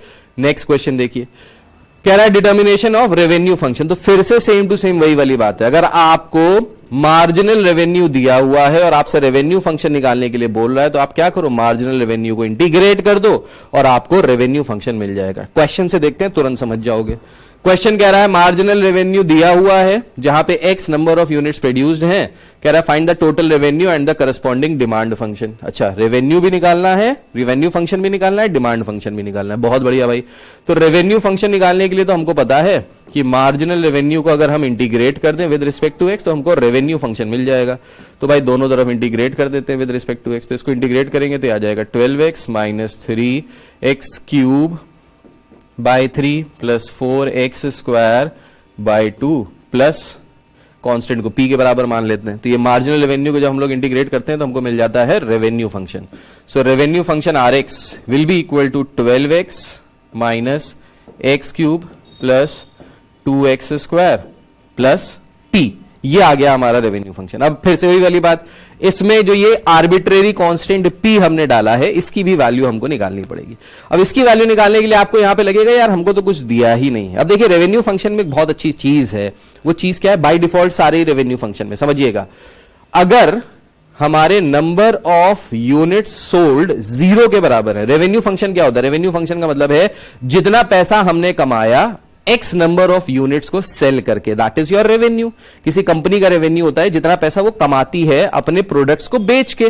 तो अगर वो x नंबर ऑफ प्रोडक्ट्स को बेच रही है तो जितना रेवेन्यू आ रहा है यही हमारा रेवेन्यू फंक्शन हमको दे रहा है। तो अगर हमने एक भी आइटम सेल नहीं किया, हमने प्रोड्यूस तो कर लिया लाखों आइटम पर बेचा एक भी आइटम नहीं, तो हमारा रेवेन्यू कितना होगा, हमने कितना पैसा कमाया। सो इस केस में जो हमारा रेवेन्यू होगा वो भी किसके बराबर होगा, 0 के बराबर होगा। बस ये बात आपको बाय डिफॉल्ट याद रख लेनी है और आपका काम हो जाएगा। याद क्या रख लेनी है, समझने वाली बात है। जब हम एक भी आइटम बेचेंगे ही नहीं तो रेवेन्यू तो 0 ही होगा ना। तो यहां पे जब x की वैल्यू 0 रखेंगे तो rx भी 0 हो जाएगा। तो x की वैल्यू इसमें पूरे में 0 रखते हैं, rx भी 0 हो जाएगा। तो rx 0, x की वैल्यू यहां पे पूरे में 0, तो p की वैल्यू क्या आ गई, यहां से p की वैल्यू आ गई 0 के बराबर। अब आप कहेंगे कि सर ये तो हमेशा ही होगा, नहीं ऐसा नहीं है, हर क्वेश्चन में ऐसा नहीं होगा कि कांस्टेंट 0 ही है, हो सकता है कहीं कहीं पे वैल्यू चेंज हो जाए। यहां पे सब x के टर्म्स में थे इसलिए ये कांस्टेंट 0 आया है, वरना जरूरी नहीं है कि 0 ही आए, ठीक है। सो हमने यहां पे p की वैल्यू निकाल ली 0, तो हमारा फाइनली हमारा रेवेन्यू फंक्शन हो गया क्या, 12x minus x cube plus 2x square. ये आ गया हमारा फाइनल रेवेन्यू फंक्शन। अब जैसे ही हमारा रेवेन्यू फंक्शन आया हमको यहां से क्या निकालना है, कह रहा है also find the demand function. तो डिमांड फंक्शन कैसे निकालते हैं भाई, डिमांड फंक्शन होता है p से। So p is equals to rx upon x, ठीक है। डिमांड फंक्शन p के टर्म्स में होता है। सो rx अपॉन x हो गया, rx था ये, इसको x से डिवाइड कर देंगे तो हो जाएगा 12 minus x square plus 2x। तो ये आ गया हमारा क्या, ये आ गया हमारा demand function. So demand function of price p with respect to with in relation to x. ठीक है, ये आ गया हमारा डिमांड फंक्शन. ठीक, बहुत आसान है. नेक्स्ट क्वेश्चन देखते हैं एक और. कह रहा है the marginal revenue function of a commodity is given as, marginal revenue दिया हुआ है, कह रहा है find the total revenue and the corresponding demand function. Same to same वैसे ही क्वेश्चन है. तो क्या करेंगे भाई, जो भी मार्जिनल रेवेन्यू दिया होता है हम इसको इंटीग्रेट कर लेते हैं विद रिस्पेक्ट टू एक्स. तो इसको अगर with respect to x integrate करें तो हमको यहां से मिल जाएगा रेवेन्यू फंक्शन. ये हो जाएगा 6 upon x minus 3 with negative sign minus 4x. ठीक है, तो यहां पे आप सब्स्टिट्यूशन से भी इसको इंटीग्रेट कर सकते हैं. मुझे पता है कि 1 अपॉन एक्स का इंटीग्रेशन होता है, डिफरेंशिएशन होता है माइनस 1 अपॉन एक्स स्क्वायर. तो माइनस 1 अपॉन, अगर 1 अपॉन एक्स माइनस 3 का होल स्क्वायर है तो इसका इंटीग्रेशन करेंगे तो उल्टा हो जाएगा, माइनस 1 अपॉन एक्स. तो minus 6 upon x minus 3 minus 4x plus p. अब यहाँ पे p क्या है, p आर्बिट्रेरी कांस्टेंट है, इसको यहाँ लिख लीजिएगा, p is your arbitrary constant, ताकि जो टीचर चेक कर रहा है वो बिल्कुल भी कंफ्यूज ना हो कि ये p प्रॉफिट फंक्शन तो नहीं आ गया. तो इसको लिख लीजिए, p मान लीजिए, k मान लीजिए, c मान लीजिए, कुछ भी मान लीजिए. ठीक है, इसको k मान लेते चलो, जो और आसान है. k जो है हमारा वो आर्बिट्रेरी कांस्टेंट है. ठीक, अच्छा, अब वही वाली बात, जब हमारी x की वैल्यू 0 होगी तो हमारा रेवेन्यू 0 होगा. इसकी हेल्प से हम k की वैल्यू निकाल लेते हैं. तो k की वैल्यू अगर यहां निकालेंगे तो आ जाएगा 0 is equals to minus 6 upon minus 3 minus 0 plus k. So ये आ जाएगा किसके बराबर, ये आ जाएगा 2 के बराबर.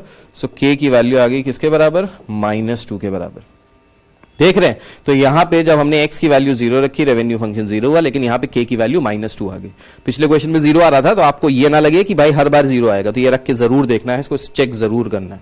ठीक है, k की वैल्यू आ गई माइनस 2. जैसे ही k की वैल्यू आ गई हमको रेवेन्यू फंक्शन हमारा मिल गया. तो रेवेन्यू फंक्शन rx किसके बराबर हो गया, सो ये हो गया minus 6 upon x minus 3 minus 4x minus 2. ये आ गया हमारा फाइनली रेवेन्यू फंक्शन. अब जैसे ही हमारा रेवेन्यू फंक्शन आया, हमसे कह रहा है डिमांड फंक्शन निकालो. तो भाई डिमांड फंक्शन बहुत इजी है, हमको पता है डिमांड फंक्शन p जो होता है वो rx अपॉन x के बराबर होता है.